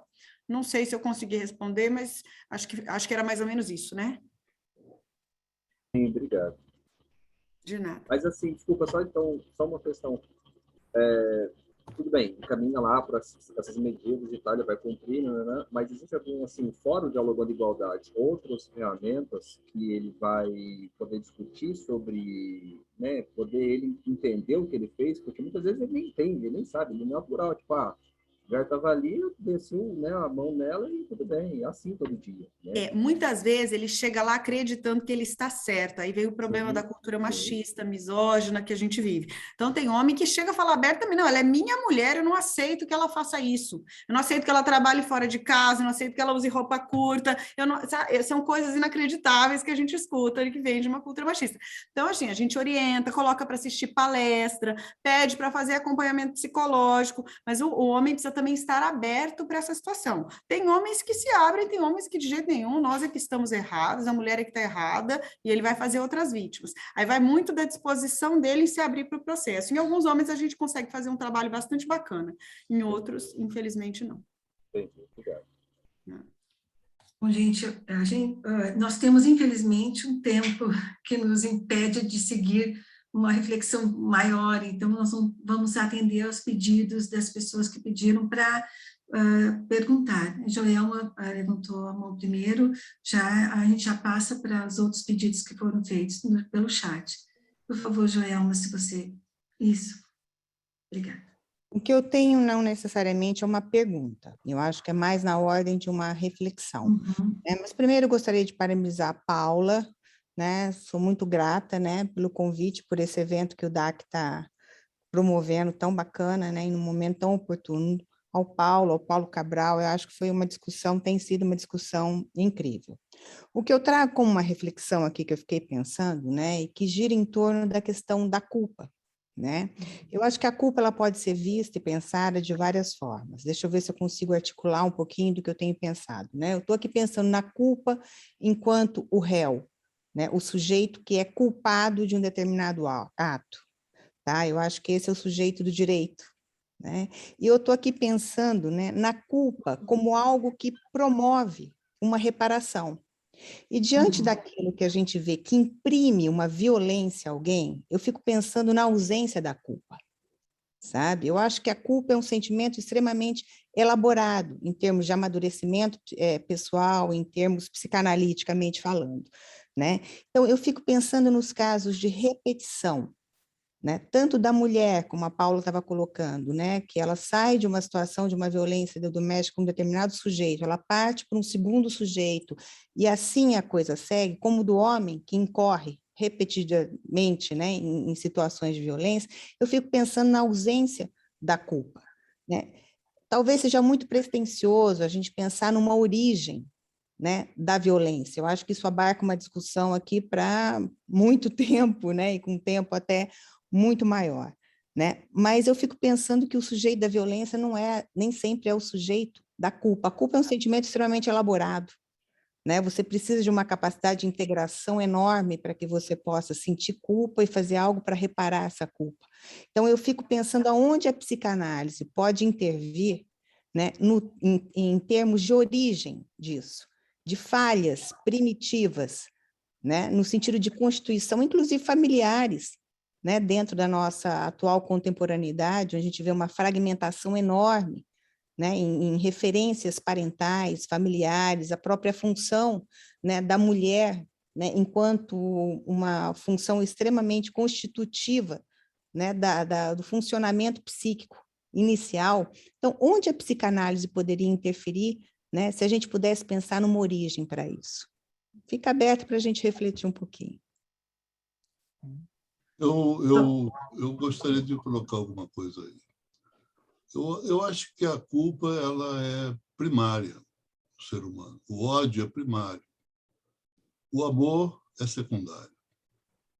O amor, a ligação erótica do sujeito com o mundo vem na elaboração amorosa com a mãe.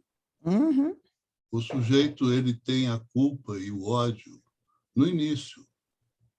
Ele nasce, como o Paulo falou, a gente nasce com esse sentimento de culpa religiosamente colocado na nossa cultura.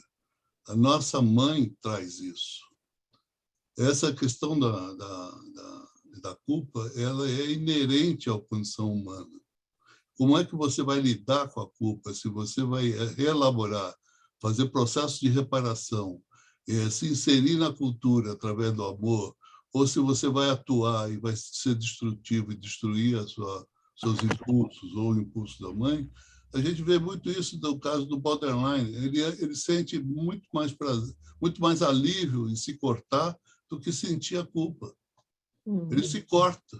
Exatamente. Assim como ele se corta, ele corta o outro. O narcisista, que tem uma falha na sua estrutura narcísica, ele tem o ódio destrutivo dele, ele ataca os objetos de amor, porque demonstra a ele a carência dele.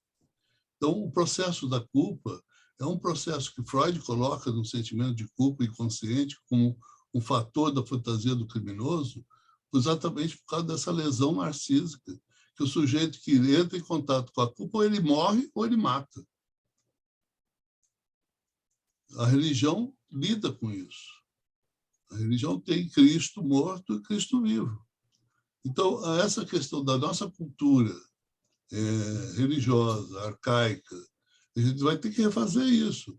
Nós estamos numa discussão exatamente essa. Ou a gente vai assumir a secularidade do ser humano, a condição de ser responsável por si mesmo, ou nós vamos ficar atrás desse divino que vai nos salvar, ou essa justiça que vai nos salvar, ou esse político.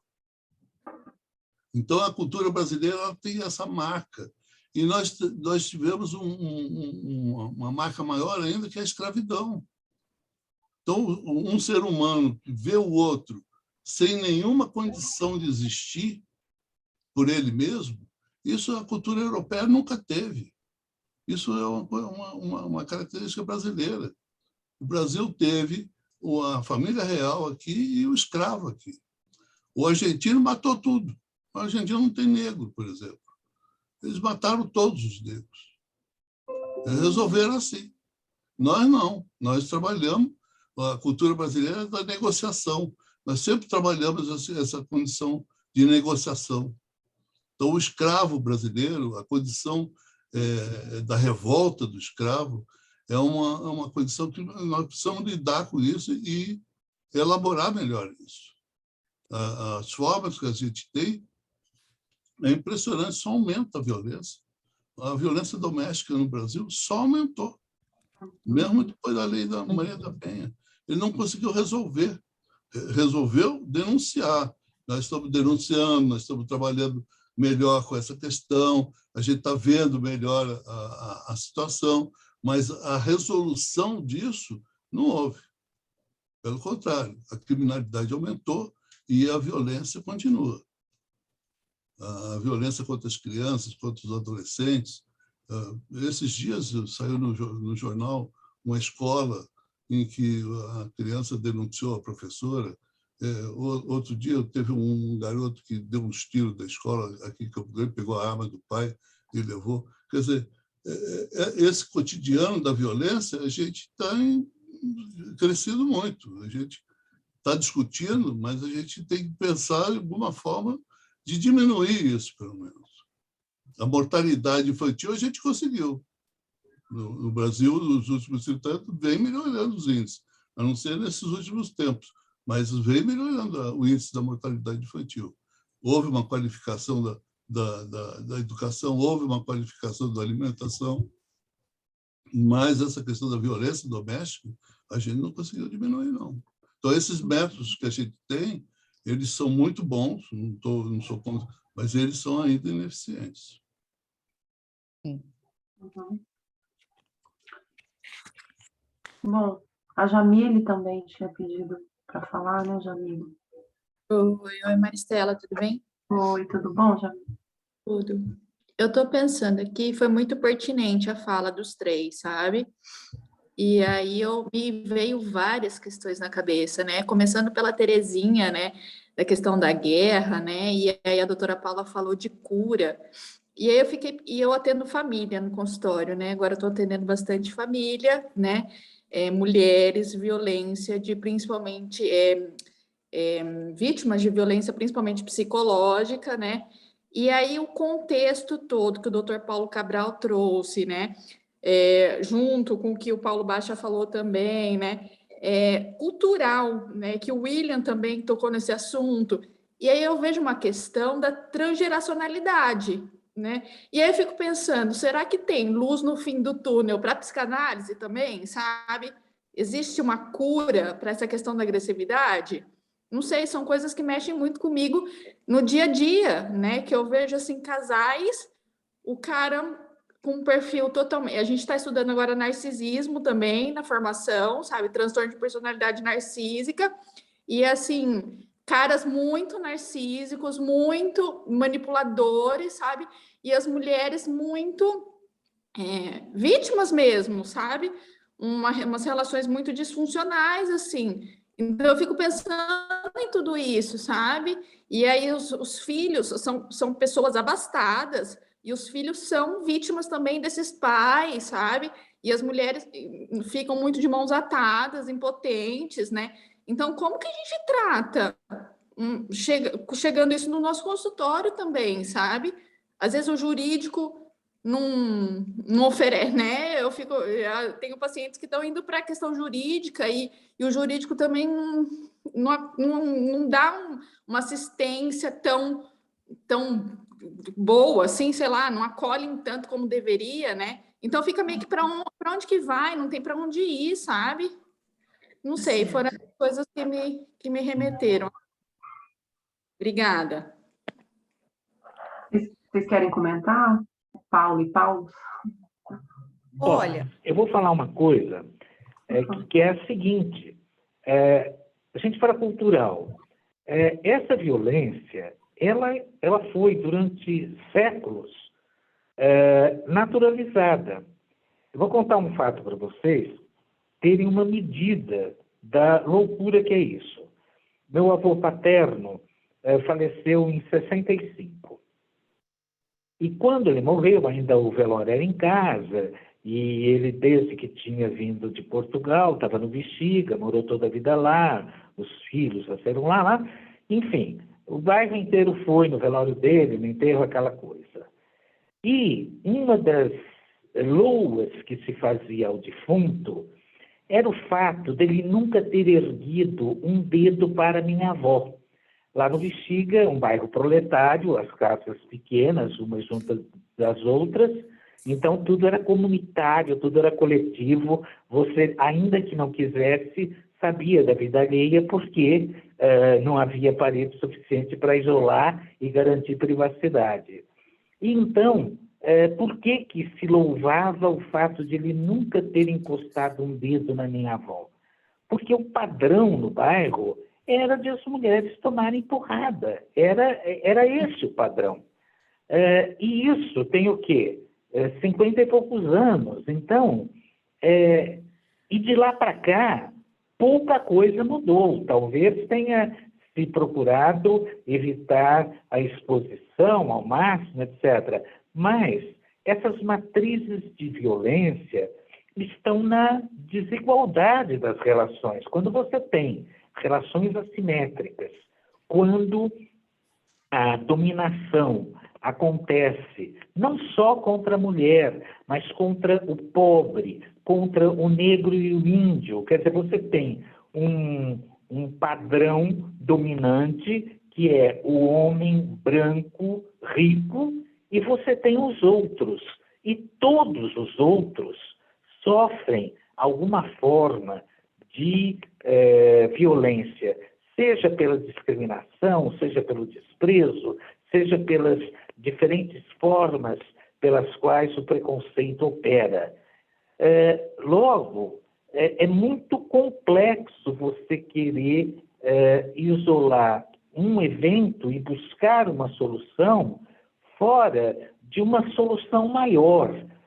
Por outras palavras, ou nós, eu achei bonitinho falar do Eros e do Thanos, né?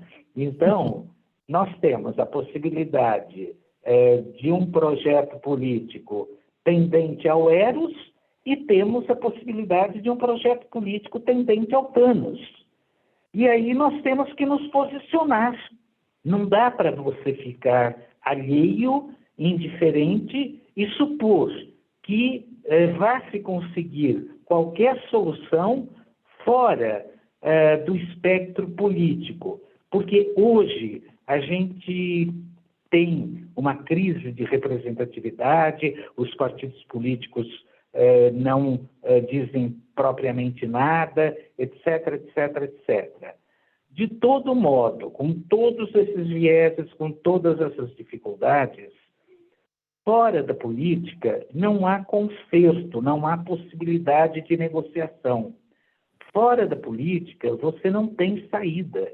Então, eu acho muito importante que a gente tenha clareza ideológica, que a gente tenha clareza daquilo que é melhor para o Brasil. E aí, você tem uma coisa doida, muito louca, porque você tem aí uma proposta armamentista, e você tem pessoas profundamente religiosas que apoiam essa proposta armamentista, que é a própria negação de tudo o que a religião prega. Então, dá para compreender, nós estamos numa salada, estamos envolvidos por uma teia midiática, estamos imersos, eu não, porque eu não tenho, além do Zap, não tenho outras redes, mas estamos imersos nas redes sociais, estamos sujeitos ao bombardeio de informação e contra-informação e nem sempre nos posicionamos com clareza quanto aos projetos políticos. E hoje, com essa polarização, me parece nítido. Você tem um projeto que tende para Eros e tem um projeto que tende para Thanos. E aí você tem que ver qual é a tua. Bom, gente, coube a mim um papel muito ruim, que é dar as últimas perguntas por conta do tempo.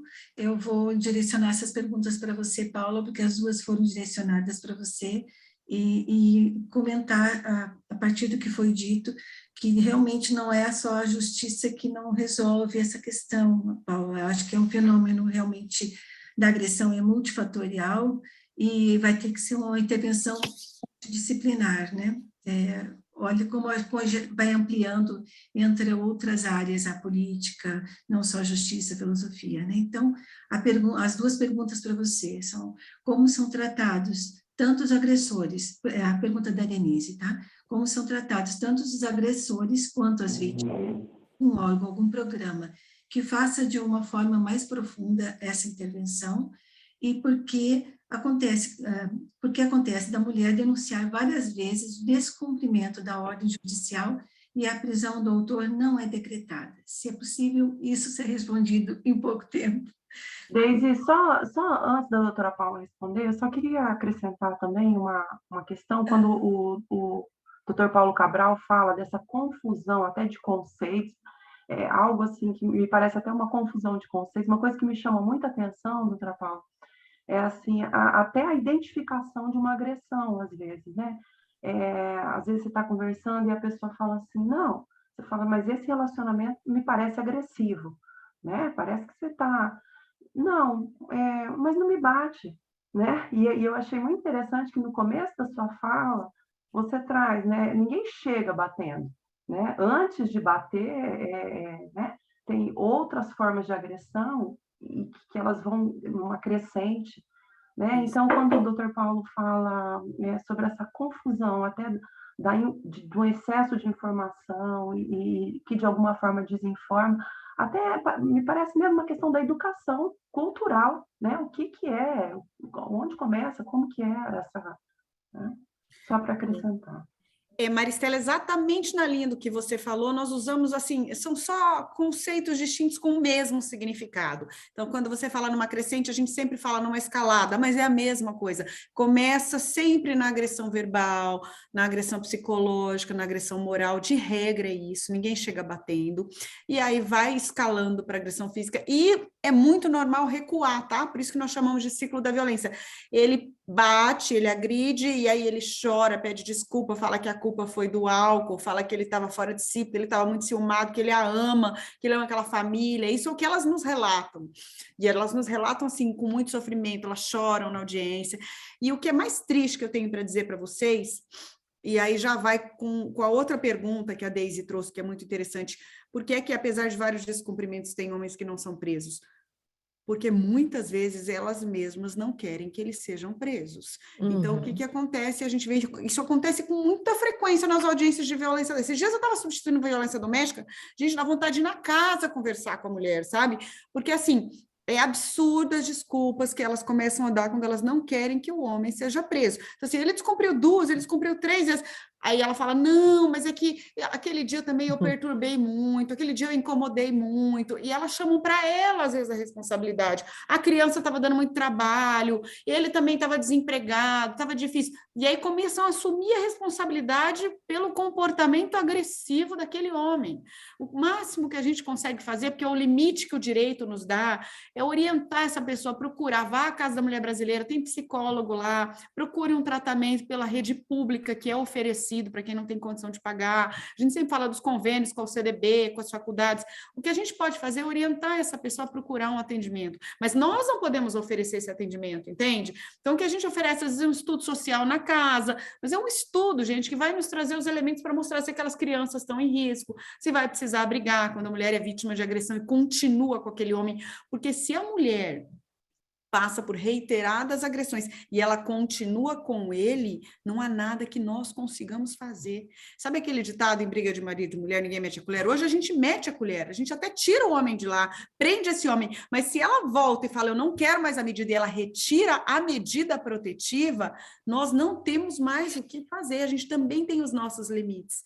Então, muitas vezes ela já está, não sei qual é o termo correto que vocês usariam, mas para nós, a gente fala que ela já está adoecida também naquela relação que a adoeceu, né? Então, ela precisa sair daquela situação. E muitas mulheres não dão conta e vão até morrer naquela situação lastimável. Para nós que assistimos, é angustiante, é doloroso, é muito normal elas retirarem as protetivas, elas dizerem que não são mais vítimas, que não foi daquele jeito, e assumirem para elas uma responsabilidade que é desses homens. Eram 2, Deise, eu respondi as 2 ou faltou alguma? Eu acho que respondeu. Da Denise, da Edna, sim, mas eu acho que da Denise ali que fala se tem algum programa que faça isso de uma forma mais profunda, pelo que você disse, mais estudo. Não, são problemas, assim, a gente tem palestras para esses homens, tá? Que a Casa da Mulher oferece, mas você chama isso de profundo? Para mim não é, gente, não sei se é porque eu venho de, assim, uma vida de terapia e psicanálise, e ainda tem coisas que eu ainda me questiono, eu não acho que levar o homem para assistir 3, 4 palestras lá para orientarem é um tratamento profundo. O Estado, lá no âmbito da violência doméstica, não é profundo, infelizmente. Agora, a gente orienta, a gente fala que é necessário, que aquela família tem que melhorar. A orientação é dada, mas a pessoa tem que dar os passos dela também. Mas não existe aqui um órgão que faz, porque eu conheço no Rio de Janeiro que tem um órgão, né, o CIAM, que faz esse encaminhamento, no caso, para psicólogos. E por que isso não existe aqui, se é que não existe? A gente orienta que vá para a rede pública, né, para fazer o tratamento psicológico, mas assim, tem muitos homens que começam e largam, e abandonam, e não levam a sério. Existe, orientação e encaminhamento existe, mas obrigar a fazer não tem como. Não, eu digo para as mulheres, elas as que não, querem, as né? Mulheres sim, perdão, eu estava entendendo que estava falando dos agressores. Ambos. Elas têm acompanhamento e elas costumam levar mais a sério, tá? E a forma que elas fazem para conseguir sair dessa situação de violência. De regra, quando as mulheres dá mais certo, acho que é porque elas estão em sofrimento, então elas buscam mais, né? com as mulheres funciona um pouco melhor. Existe, sim, acompanhamento e orientação para esse acompanhamento através da Casa da Mulher Brasileira, das varas de violência doméstica. Ela Agora, tem convênio com as várias instituições? Mas assim, rápido elas abandonam o processo. A realidade que a gente vê é que muito rápido elas abandonam. Ou quando elas largam o homem, ou quando elas voltam com o homem. É trágico dizer isso. Porque assim, eu não vou aqui pintar um mundo cor-de-rosa para vocês, porque não é real, sabe? Elas não ficam. E assim, algumas conseguem melhorar bastante, sair dessa vida. Mas muitas você vê que logo, logo já viram vítimas de novo. Uhum. É cruel. Bom, eu acho que nosso tempo está esgotando, estamos assim com o tempo esgotando. Uma pena. Já. É uma pena, né? Eu achei muito, muito boa, né, o evento. Paula, eu trabalho no hospital universitário e a gente atende muitas mulheres, tá? Dessas aí que vão na Casa da Mulher Brasileira. E aí eu me lembrei de um caso, né? E eu vou compartilhar com vocês, porque eu vi a Maristela falando e eu estava pensando justamente na compulsão-repetição, né? Uma pessoa jovem que se casou com 17 anos, morou 4 anos com a pessoa, tá? E apanhava regularmente. Tá? Parecia até que era assim, tipo, tomar banho todo dia, sabe? Comer feijão, essas coisas. E teve dois filhos, né? Até que, com 4 anos, ela resolveu denunciar. Não, com 3 anos. Aí denunciou, ele falou que ia melhorar, ela foi lá, tirou a queixa, tal e coisa. E aí, depois que ela conseguiu sair disso, tá? Eu fiquei pasma, porque ela está no relacionamento que, novamente, vai chegar aí, tá? Por enquanto é só a coisa verbal, né? Essa coisa toda. Mas vai chegar aí. E aí eu fico me perguntando, o que vai ser dessas crianças? A menina tem 15 anos e o menino tem 13. Nenhum dos dois respeitam ninguém. Tá? Então, eu acho que esse é o ciclo da violência, né? Eles foram criados na violência, tá? A mãe é doente, porque, né, toda a questão psicanalítica que a gente vê que é, de fato, uma compulsão-repetição, e essas crianças vão pelo mesmo, se não forem acudidas, elas vão pelo mesmo caminho, né? Então, é uma coisa muito difícil e assim, a gente fica de mão e pé atada, eu imagino, né? Você, Paula, como é que você não deve ficar angustiada, né? Tem que fazer análise mesmo, porque é uma angústia danada, porque você fala, como, né? Como que uma mulher dessa fica 4 anos com um cara, apanhando todo dia, tá? E fazendo com que os filhos vivam essa situação, né? Bom, isso era só para compartilhar um pouquinho. Oi. Isso só complemento que o Paulo faz uma pergunta no começo, né? O Paulo Baixo, assim, como que essas mães estão criando esses filhos, né? Não foi essa a pergunta. É que filhos, né, que estão sendo criados por essas mães, filhos agressores, filhos que se submetem a uma agressão, né? Então, esse... Eu fico pensando que aquele menino que tem 13 anos, né? Quer dizer, o que ele vai levar dentro dele? Que bater em mulher é uma coisa normal. Gente, e assim, os números são alarmantes, tá? Nós temos 3 mulheres morrendo por dia no Brasil. Uma mulher morre a cada 7 horas em feminicídio. E não é só pela mão dos maridos. Filhos também matam, filhos também batem nas suas mães. Esses dias eu encontrei no shopping uma vítima nossa da audiência que ela tinha retirado. Eu me lembrava claramente que era uma situação horrorosa. E ela veio falar comigo, oi, doutora, tudo bem? E nessa situação a gente falou, oi, tudo bem, como é que você tá? E ela estava com o filhinho catou, gente. Ele estava com uma sacola, ele começou a bater nessa mulher com essa sacola. Vambora, fulana. Ele não chamava ela de mãe. Vambora, fulana. Eu tô com fome. E eu fiquei estarrecida vendo aquilo, sabe? Então, ela já tinha retirado do marido e ela já estava... Uma criança já a agredia na frente de terceiros no shopping. Como que vai crescer? Daqui a pouco ela vai apanhar desse filho também. Ficou tão claro. Com certeza. Então, realmente, Terezinha, eu compartilho da sua angústia e é a nossa angústia no dia a dia. Tá certo. Bom, depois dessa coisa tão maravilhosa que foi o nosso evento, né? Eu vou dar 1 minuto para cada palestrante para vocês fazerem as considerações finais. Tá bom? Vamos Fala começar primeiro? com você, Paula? Vamos. Gente, um minuto só para agradecer, tá? Como eu disse logo no início, e eu fecho dizendo a mesma coisa, para a gente, assim, é um respiro ouvir de vocês, aprender com vocês também, e é muito importante esse intercâmbio, sabe? Essa coisa de todas as áreas conversarem, porque, na verdade, de nós não vai sair. O que a gente consegue fazer é isso que nós já estamos fazendo, e já é muito perto do que nós fazíamos no passado, que se sentava lá e se pagava uma cesta básica e esse homem voltava para essa casa. Não estou dizendo que nós não podemos fazer mais, queremos fazer mais, mas os mecanismos que o legislador brasileiro nos dá para agir são esses hoje. Com o que a gente tem de legislação, eu não tenho como mudar isso. A gente só consegue agir, e o promotor, o juiz, eles não podem sair ali das regrinhas, sabe? Então, a gente consegue agir dentro do que a legislação nos oferece, e elas nos oferecem isso que nós estamos fazendo. Se a mulher está sendo vítima de abuso e ela quer retirar, ela nem pode retirar, mas aí ela chega na audiência e fala que não aconteceu, que não foi daquele jeito. A protetiva, ela pode retirar, mas a representação que nós chamamos, não. Então, o processo vai seguir, mas no final, infelizmente, ela vai ser absolvida, porque a própria vítima está negando os fatos, não tem como você condenar, sabe? Então, assim, a legislação, ela nos deixa engessada, e ainda bem que nós temos profissionais como vocês, que também despertam o olhar para a gravidade dessas situações, e que a gente possa seguir trabalhando sempre juntos. As portas estão, assim, escancaradas. Eu falo que no gabinete lá nem tem porta mais, né? Nós conversamos com todos os profissionais de todas as áreas, nós fazemos muito criminológico lá, acho que a Joelma talvez saiba. Então, assim, são vários profissionais que fazem criminológico, e quando a gente olha os criminológicos é de assustar, sabe? Quando você vê esquizofrenia, psicopatia e tudo que é tipo de coisa que aparece, e essas pessoas estão presas e vão voltar para a rua. Então, toda a conversa que a gente tiver e toda a forma de nos ajudarmos mutuamente é um ganho para a sociedade. Muito obrigada pelo convite. Dr. Paulo Cabral. Bom, Dr. Paulo Baixa. Oi, o Cabral sumiu? Sumiu. Você quer fazer as considerações finais? Eu gostaria de... Tem uma coisa que eu reflito também muito, é sobre a questão da violência obstétrica, em Campo Grande, principalmente. A questão da mulher, o nascimento é violento. No Brasil é assim, em Campo Grande é assim. A violência ela é muito banalizada no Brasil.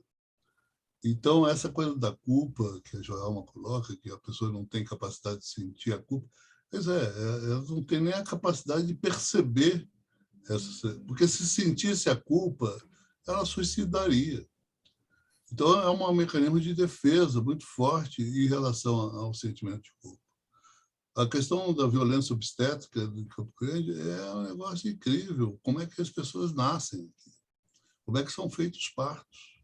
Como é que é feito a relação médico-paciente? Então, essas coisas todas têm um reflexo lá na frente. Tem uma forma de ser lá na frente. E a gente paga esse preço.